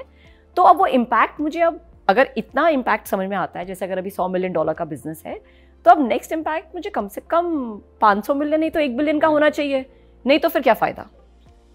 अच्छा, तो वो दैट्स वन. देन एनेबलमेंट जो है, जो फ्रीडम है, ऑटोनॉमी है, सपोर्ट है, you know, a lot of that matters so much. That matters so much, right? Because अगर मैं अपना खुद का काम शुरू करूंगी तो उतने रिसोर्सेज तो मैं नहीं लगा पाऊंगी. I will be frugal. So then I compare it to that thing कि यार अभी तो मेरे पास बहुत ज़्यादा एनेबलमेंट है and I can actually, the muscle power is much higher. The muscle power is much higher. So that is what is kind of, you know, keeping the cash as a cash as yet, but never say never. Never say never. True. So this brings me to a very important segment, right? And the purpose of this particular episode is to understand the nuances of the ever-lasting debate. Is job life better or an entrepreneur's life better? And that debate has also got fueled by a lot of mismanaged FOMO that we started with the very beginning. Yeah. To say that, boss, you will only be able to create value in life if you're an entrepreneur. Even though perhaps you have no DNA of being an entrepreneur. Yeah. Even though perhaps you realize that 5 years, 10 years later, and by that time you're a broken soul. And that also showcases the fact that you were unfair not to yourself. You were also unfair to your ecosystem around, your family around, and various other things.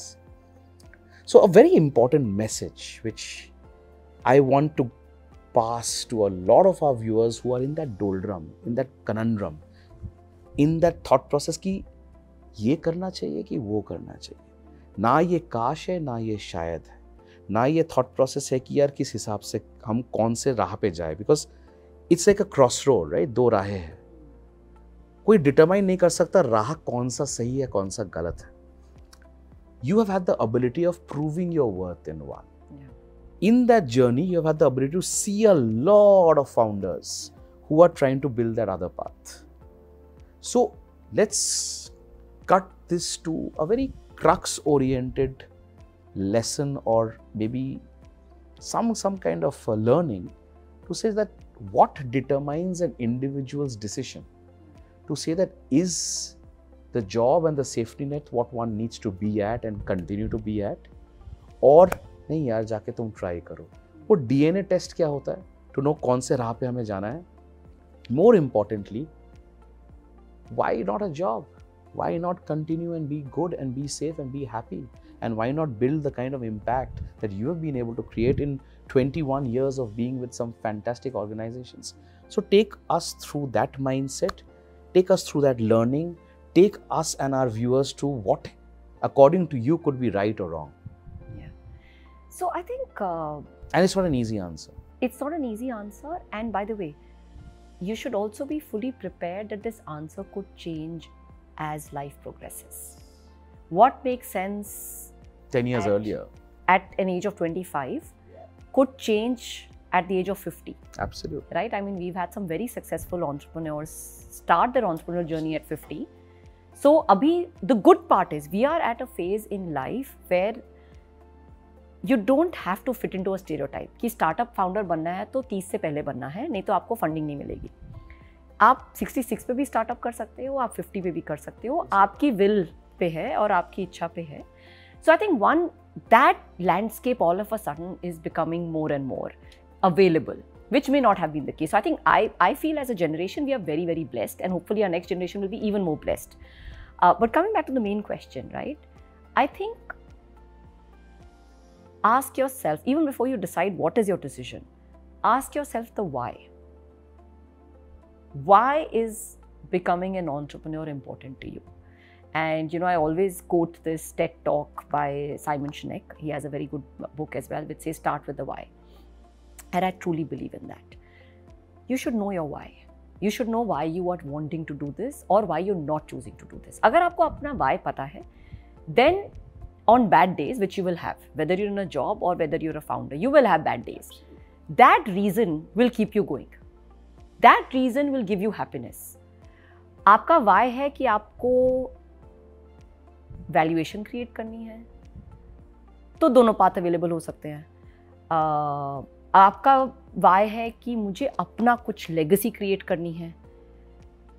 Again, you can do it more as a founder, but you can also create a legacy in the organizations that you've built in. I'd like to believe that I'm blessed to have actually created a legacy in most organizations that I've worked in, and it really warms my heart when people from my previous teams or clients from my previous organizations still remember me or still quote my name, and it just really warms my heart कि कुछ अच्छा किया होगा, किसी के लिए अच्छा किया होगा, right? So you can create that type of legacy. And we have some of the largest names as examples, right? You look at L&T, you look at ICICI Bank, they're such large names. Right, absolutely. Who have created massive legacy. Absolutely. So why बहुत clear होना चाहिए आपके लिए कि अगर आप सिर्फ इसलिए कर रहे हो क्योंकि ग्लैमरस है, अगर आप सिर्फ इसलिए कर रहे हो कि आपके फ्रेंड्स कर रहे हैं, that why is not enough. Because being a founder is very, very hard. There will be more bad days than good days, I believe. The buck will stop at you, right? There is no weekend, there is no nothing. It's a always on job, right? You're responsible for other people. You're responsible for other people's households run. Livelihood, right? You're responsible for other people's career growth, personal growth, their state of happiness, their family state of happiness. That's a huge responsibility, right? So you have to be ready for it emotionally and mentally to take responsibility of so many more people. Even as a leader today, right? Like things that I will lose my sleep on is rarely about business. Things that I will lose my sleep on is, am I being fair to my people? Am I being able to represent their work well? Am I able to give them the career aspirations that they want? Am I able to give them the professional growth that they're looking for? That's what keeps me awake today, right? And if you're responsible for a large team, that just amplifies. So as a founder, you're not only responsible for people, you're responsible to investors, you're responsible to customers. It's a huge sense of responsibility. If you're somebody in your mindset who can handle that responsibility, then you should think about it. But more importantly, like I said, sleep with that question of why. Have your why very, very crystal clear, and it can't be a list of 10 things. True. It has to be that one thing, right? Clarity of thought is extremely important. That clarity of thought should give you a very simple, crisp answer of why. If your why tells you that yes, entrepreneurship is for you, then go for it. Then you'll be able to take everything in your stride and you'll enjoy the journey. Because also it's not the destination that matters, right? That you said, right? It's the journey that you have to enjoy. The happiness comes from waking up in the morning and looking forward to what the day has for you, right? Successes like becoming a unicorn or getting a promotion, all of that is extremely short-lived. It's incidental. It's incidental, but it's also short-lived. And anybody who's working or has been a founder and become a unicorn, ask them, how long did that happiness last? I would give it max to max a month. After that, what you need to drive you to work every day, or what you need to get up in the morning with a smile and look forward to the day and face that day, is the day-to-day.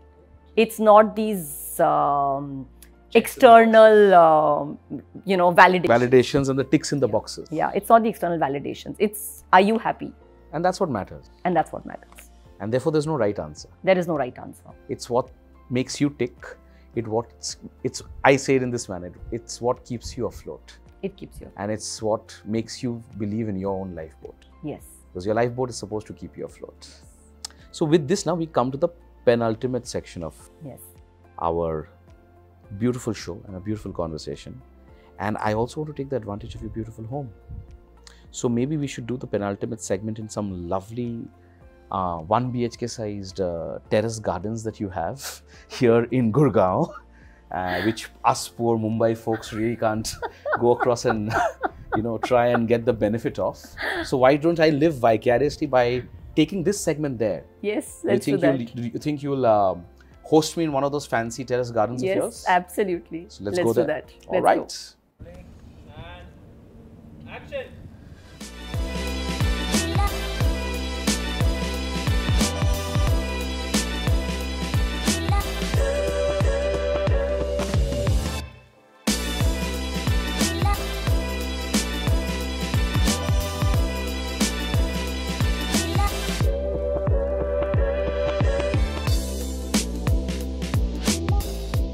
So this brings me to the penultimate segment of our wonderful episode. So a lot of people, have outlined the relevance of the role of an advisor, where the advisor also somehow manages to uplift, metamorphosize, and go at a level of becoming very relevant in the scheme of things, and at times perhaps also play the role of a lifeboat. Now, you and I have met over, I remember, years ago, over a particular query. Yes. And then from there, our relationship evolved. We've worked on so many things together. Yeah. And आज हम तुम्हारे मतलब छोटा सा हवेली type घर में मतलब बातों से ज़्यादा कर रहे हैं. So, what do you think is the role of a good advisor? How important do you think, whether a person is in an entrepreneurial role, whether a person is in an entrepreneurial role, how important do you think can an advisor's role be? And how important do you think it's necessary to have that cohort? What happens there, and how have you seen our role evolve as such? In fact, as one grows, the role of advisors actually becomes even more critical and important. Because आप जब relatively younger होते हो, चाहे आप जो भी career में हो आप, you will have some form of colleagues, mentors, bosses, managers who are naturally available to you. Right. But as you grow more senior, the role of somebody who can be truly independent and truly honest and can bring to you which you will not naturally not have access to. These three things, clubbed together make an advisor so relevant and so impactful. So going back to that incident, right, that when you and I spoke, I didn't know you. It was a random call. I was looking for an external point of view on an M&A deal and some really hard negotiations that I was in the midst of. And while I had legal advisors, while I had lots of other investment bankers, right? And I was like, no, I think I'm still not getting the full picture. I think we are still missing out. We're not moving into this with the right negotiation position. And I somehow reached out to you. And you were kind enough to talk to somebody for 1 hour, somebody you didn't know from Adam, had never met before. But your perspective was so valuable. That armed me in that specific incident to go back and approach that negotiation. And it was a really high stake conversation. Approach that conversation with so much more confidence and some new brilliant ideas that, it just, I think, endeared us in that conversation, right? And I'm hoping you were willing to spend 1 hour, which otherwise you wouldn't have. You're a busy man. I'm hoping also because you resonated so well, right? Because you came across not just as someone, and I met so many people who are stakeholders. I met so many people who are leading that transaction, but still in a very transactional mind as a stakeholder. You were almost like a co-founder coming and saying that has its own relevance to impact your child, and the child was your company there.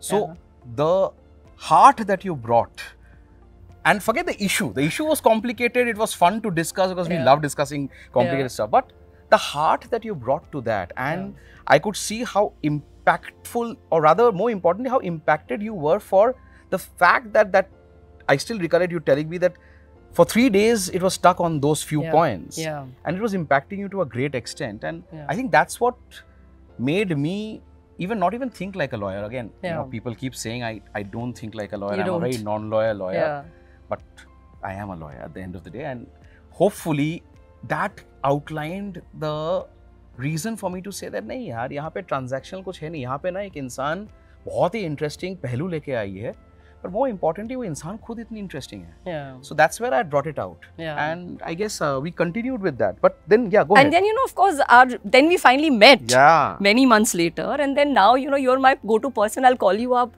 with the most inane of queries. Like even my latest fascination, right? Yeah. The one that I've been telling you that what next, right? Which I'm going to ask very specifically, okay? So let me actually take that along with this. Right. You're in a very happy space. I am. For a lot of people, Ruchita, this is the dream where you are. Yeah. This is the ultimate aim of people reaching where you have reached. Comfort is there. Yeah. Happiness is there. Confidence is there. Achievements are there. Yeah. Recognition is there. And people like, isse zyada ab kya? Yeah, we've reached where we have to reach. Yeah. But I also know how you are, right? You're this innately crazy force of nature who's never satisfied. Yeah. And I also know that you won't be satisfied because it's your DNA. And the DNA is, yaar, ab kya? Ab kya? Yeah. What next? Yeah. So let me ask this question. For someone who has achieved everything, and again for a lot of our viewers where perhaps what you have achieved is the ultimate goal that they want to reach. And thereafter, if they have to aspire, what does a mind of Ruchita outline the thought of what next? So what's next for you? So, see, of course, even where I am, I can continue to say ki ab isse bada kya, Right. but to me somehow that's more of the same. Right? So for me, what excites me is larger scale. Larger scale, right? But more of the same. Yeah. So for me, what drives me is, to do something, like put me out of my comfort zone and do something that has not been tried out before. Right? And so the next one that I'm really very seriously thinking about is, really stemming from something that's very core to me in my heart. Okay? I'm very proud to be an Indian. Okay. I actually feel that... I have a feeling, while I know it, but I want to build it up for the audience, that this is going to actually be like a pot boiler. But go on. So see, I'm very proud to be an Indian. And I think India as a country and Indians... It's the only place to be. It's the only place to be, but this is not because we're in 2023 and everyone is calling it the India's decade, right? I've been like this always, right? We've spent 4 decades and some more here. Some more here, right? Not that we've not had options to go overseas. Options to go overseas have come every year, right? And we've chosen to be here because we believe that कुछ करना है तो यहाँ पे करना है, अपने देश के लिए करना है, अपने लोगों के लिए करना है और अपने लिए करना है, right? And because हम सब में एक मोहन भार्गव छुपा हुआ है. Correct. And so the next thing that I'm so proud to be an Indian, and there is going back to the thing कि मुझे लगता है कि खुद कर सकते हैं solve, अगर कुछ be a part of the solution, not be a part of the problem. So as a professional हम लोग कितनी बार lament करते हैं, right? अगर हम कॉफ़ी पे मिल रहे हैं कि यहाँ पे ये अच्छा नहीं हो रहा, वहाँ पे ये नहीं अच्छा हो रहा, air quality खराब है, traffic खराब है, government policies खराब है, right? So for me the thing is that instead of saying ये चीज़ें खराब हैं, what is it that we are doing to make a difference? What is it that we can do to make a difference? Tangibly, right? So one of the things that I'm very seriously evaluating, if I have the capability for it, but I'd love to contribute, is perhaps join politics, because that's what really shapes the country. That's powerful, right? That's what can really shape the future of India, of the generations, of the opportunities, whether it's for entrepreneurs, whether it's for the skilled, the country as an ecosystem, right? And the country needs some amazing people in this. And I feel that those skill sets and the deep experience that we bring to our work, imagine if so many of us could bring it to the country. But is this something that you have publicly acknowledged for the first time? Yes. So that's powerful, dude. Yes. That's powerful. Yes. And I'm so happy and I'm so proud that even when the first seed of thought came in, I got a call. Yes. And I think I gave a good idea as well. You did give a very good idea, right? And I was like, I called you because I wanted somebody to tell me that, is this a crazy idea? Yeah. Is this something that I should not even be spending any time thinking about? And you were so bang on. Yeah. What you said immediately, I was like, aha. Yeah. This is such a brilliant way to think about it, right? And as a friend, as an advisor, you did not say, what are you talking about, right? And also the whole part about talking is, so when does an advisor, which starts with a transactional relationship, When does that evolve to becoming so core as what we are today? Yeah. Today we don't meet every day. Yeah. We live in different cities. Yeah. We don't talk every day. Yeah. But whenever we meet, I think there is a heart-to-heart connection. Yes. I think there is a part of heart in both of us where we Yeah. have that tremendous amount of love, affection, respect. Yeah. And that is the stem of friendship. Yes. So when does an advisor graduate, or how does an advisor graduate? And this again I ask because a lot of our viewers will also be young advisors. And this is my way of giving back to that ecosystem. Yeah. Because I have two ecosystems that I contribute to, right? Yeah. One is the ecosystem of founders, of investors, where I'm doing a lot of work. Yeah. And especially founder front, because there's a lot of learning that founders can take back. But the other ecosystem is a part of the industry which is in the services industry, Yeah. which is where I'm an entrepreneur. Yeah. This is what I have built. Right. So there are a lot of young advisors also who will be watching this, young lawyers, young Yeah. bankers, Yeah. who have just started their career, who probably 3-4 years there, and they're getting the flavor of being in, the thick of things and being able to see transactions happen. And they want to create that extra bit. They want to create that value. And a lot of people told me, boss, why are you talking about your trade secrets? Because Yeah. तेरे में खासियत जो है इसीलिए तो है. But I believe Yeah. the only way India can rise and shine truly is when it's democratic. Yes. And I believe the more you give, the more you'll get back in return. Totally. Karma. So, karma. Karma. Part of your tattoo, dude. Part of my tattoo. But Yeah. tell me, when does an advisor Yeah. transition to being far beyond a commercial,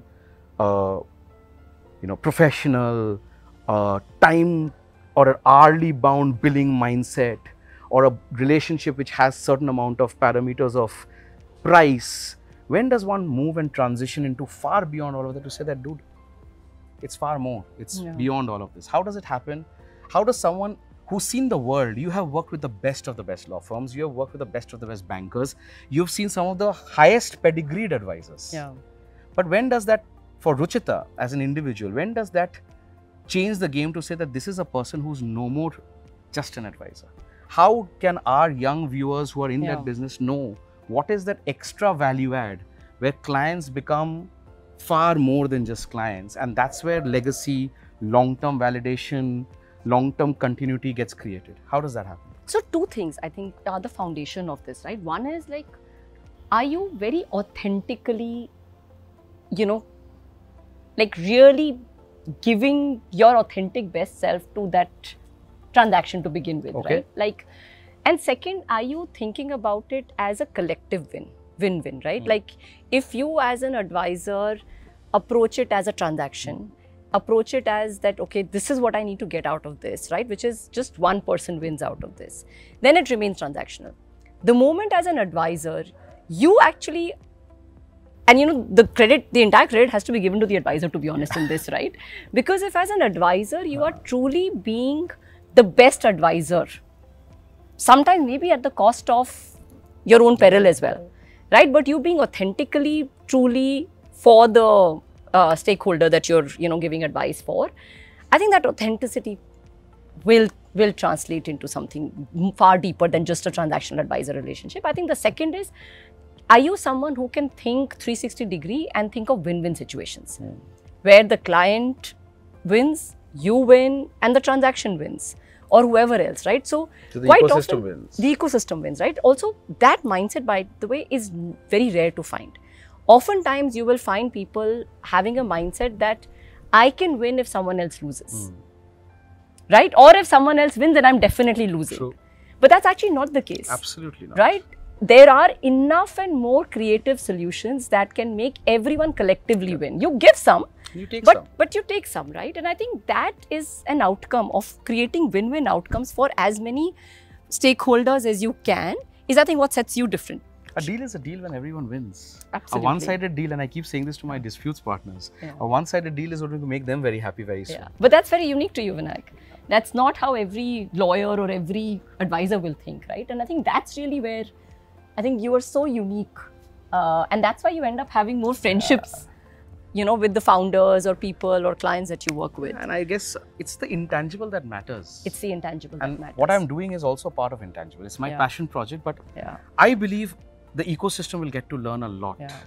through these episodes, through people like you, through the learnings of your lives, which a lot of people can only wish to get, or maybe some people who are just aiming and vying for it. Yeah. So what do you think? What do you think of this format? What do you think of this show? First of all, again, on a personal basis, I have to thank you, which I will at the end of the show, because there's one more very Bollywood-inspired segment which my team has just handed me over. I'm carrying these cue cards for a while now. But what do you think of this whole thing? How did you resonate with it? I think it's brilliant. I think it's very nice that, you know, you're thinking of giving back already to the wider ecosystem. You don't have to do this. Yeah. Right? You don't have to do this at all. And I think that from such a busy life that you and Archana have, you know, where you're always... She's way busier. I'm the spotlight. No, you know, you're being very humble. But, you know, to take out time to do something like this, invest so much of your energy into this, to give back is, I think, very, very commendable. And do you think the ecosystem will gain from this? I hope so. I definitely hope so. But I think the proof of the pudding will be when, you know, you start getting feedback and you start getting stories. But I'm already anticipating that you'll get some very touching stories. Yes, indeed. I'm anticipating that you'll get some very touching stories when this actually hits. There is, and there are a lot of touching stories also within the episodes that I've come across, including you. So I'm going to make it into a lighter moment now. Yes. Okay. So this is where the extremely smart, extremely brainy, extremely diligent, extremely academic Ruchita has to jump off the terrace. Okay.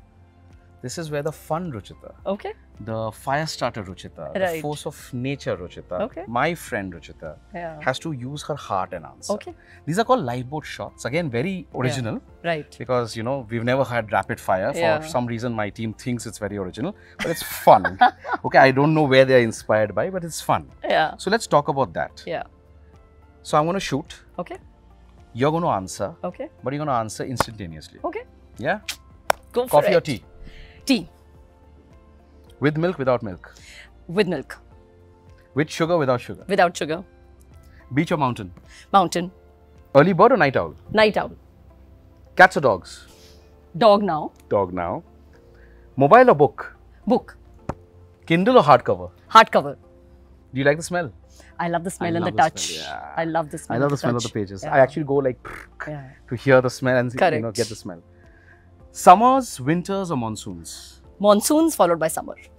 Interesting. Don't like winters at all. Yeah? Being a Delhiite? Yes. Oh my God. Movies in theatres or movies on OTT? Movies in theatre. Yeah? Yeah. If your life was a movie, what genre would it be? Romantic comedy. Yeah? Yeah. Something like a Jab We Met. So who's the romantic and who's the comedian? Comedian is my husband. His wit and humor. Romantic is me. Or I'd like to believe. You would like to believe, I agree. What's the weirdest food you've ever tried? The weirdest food that I've tried is actually, I'm a vegetarian. Yeah. And by mistake, once I tried prawn dim sums. That's not weird, dude.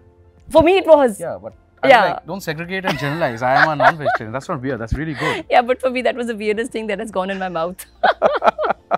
If you could switch lives with someone for a day, who would it be? And why? Me. I love my life. I'm my favorite too. God, this is like that Kareena Kapoor type of a statement. It was borrowed from her. Which movie? Jab We Met. Okay. If you could have a conversation with any fictional character, not necessarily celebrity. Yeah. Actually fictional. How can it be celebrity? I'm not even thinking nowadays.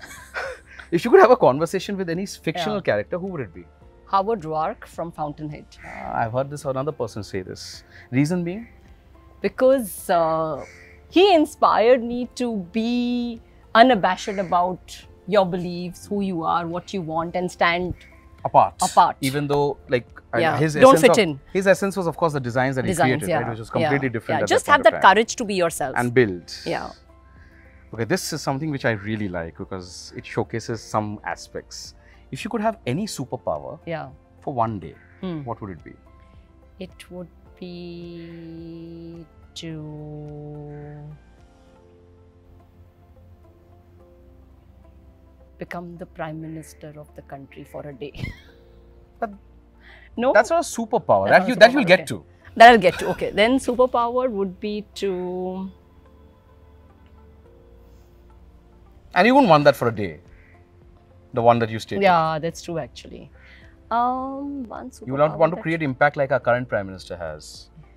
Yeah, that could be politically controversial. We don't want to talk about it. We don't want to talk about it. But what would it be? What superpower would I want? I think then I will want to become Wonder Woman. And What's save the superpower? And save the brawny, mighty superheroes. Okay. What's your favorite way to relax? Listen to some good music. What genre? And usually Hindi, old music, ghazals, or soothing, romantic Arijit Singh type of songs. Have you heard Sadgi? No. You should hear it. I will. It's amazing. And have a good book. So basically have good music in the background. And have a good book. Have a corner to myself, just by myself, and a good book. Nice. And a cup of tea. So the last question to sign off. Yeah. For season 2, if you had to nominate a guest on this show, who would it be and why? You. I am the host. I'm not going to be the guest. No, your story is amazing. You have so much to share and unpack. I keep on giving tidbits during the episodes, but but still, let's I love to turn tables, and I told you this. For that, you'd have to have your own show, and I'm happy to be the guest there. But if you have to invite someone, because I'll hold you to it, because at the end of the day, you're the one who has to invite. Okay. But it has to be as dynamic as you. So don't give me a generic name. Okay. It has to be someone really interesting, and someone that you know can hopefully give a lot back in terms of their learnings to the ecosystem. The only one that you really thought so much for at the end of the conversation is this. Because so many names. I have to give you one. Yeah. Yeah. That is the tricky one.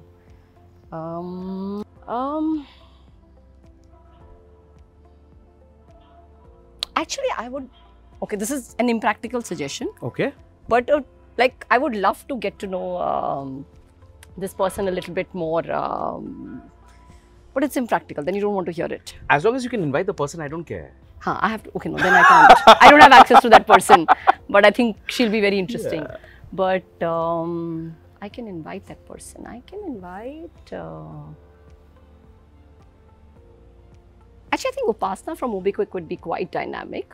Okay. But I don't know if she's been overexposed. I wouldn't know. Yeah. So Upasana is one name. I think she's quite dynamic, and I love the girl for her spunk and the courage. You've seen my show, so I don't think anyone's exposed at all the way I talk. Yeah. So that doesn't matter. Yeah. So I would think maybe her. All right. I'll hold you to it. I think. So that brings us, my dear, to the end of our segment. Yeah. And I would like to thank you for various things.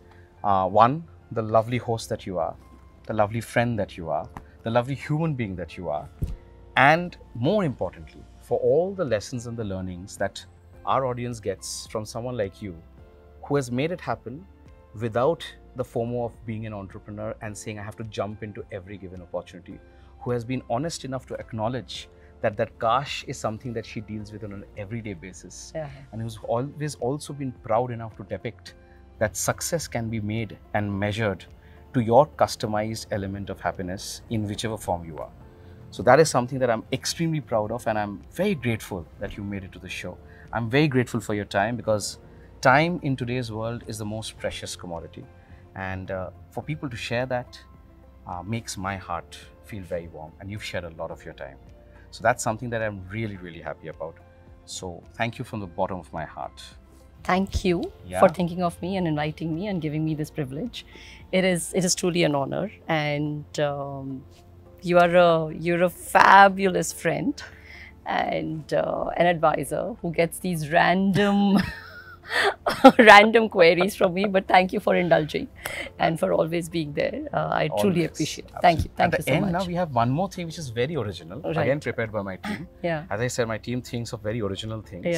So there's a small little mug that will come, and which you have to go across and write whatever you feel like, and sign and go across and give your message.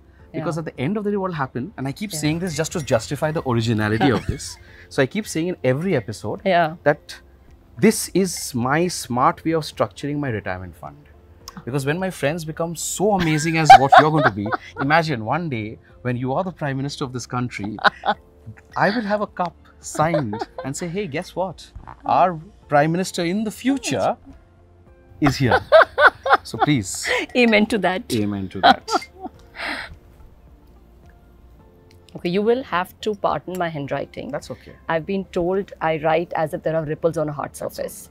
But yeah. What's valuable is your signature. Okay, let me.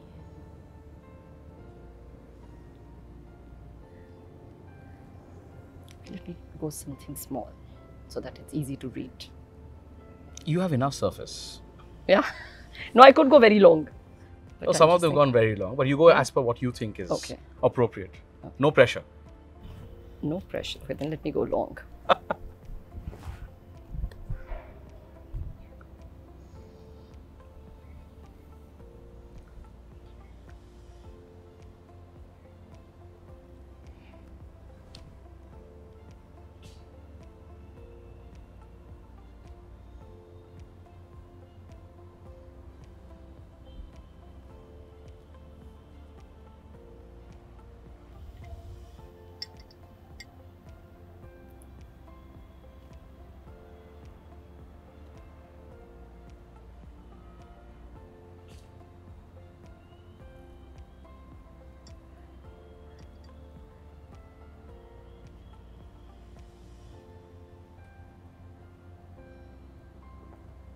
She took it very seriously. It's quite long.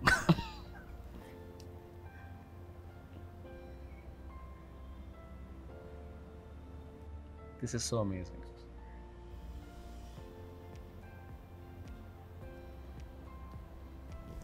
I have to read this out.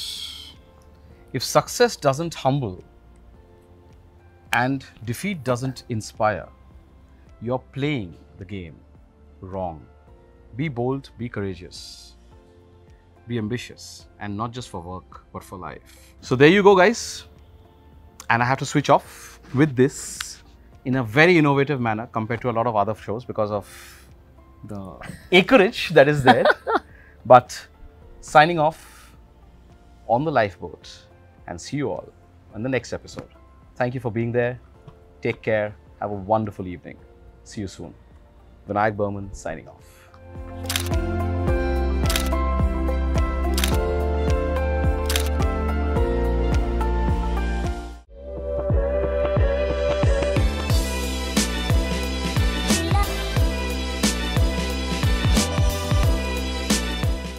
Most of them were Lala Run. Yes, absolutely. And most of them were Lala Run.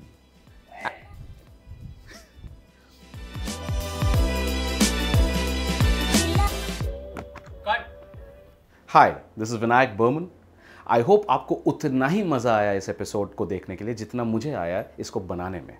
And if you think this adds value to your life, if you think this will teach you something, if you think this will help you to learn and create something in your lives, then go across and like, subscribe, share and comment. It will mean the whole world to me and my friends. If you don't have time to watch the entire podcast, then do subscribe to Vinayak Burman Clips and Vinayak Burman Shots, where we take out the most relevant extracts, the most important extracts of those podcasts, of those stories, of those moments for you and for your benefit, so that you can try and understand the gist of the whole conversation and yet take a lot of learning home. Till we see you next time, signing off, Vinayak Burman.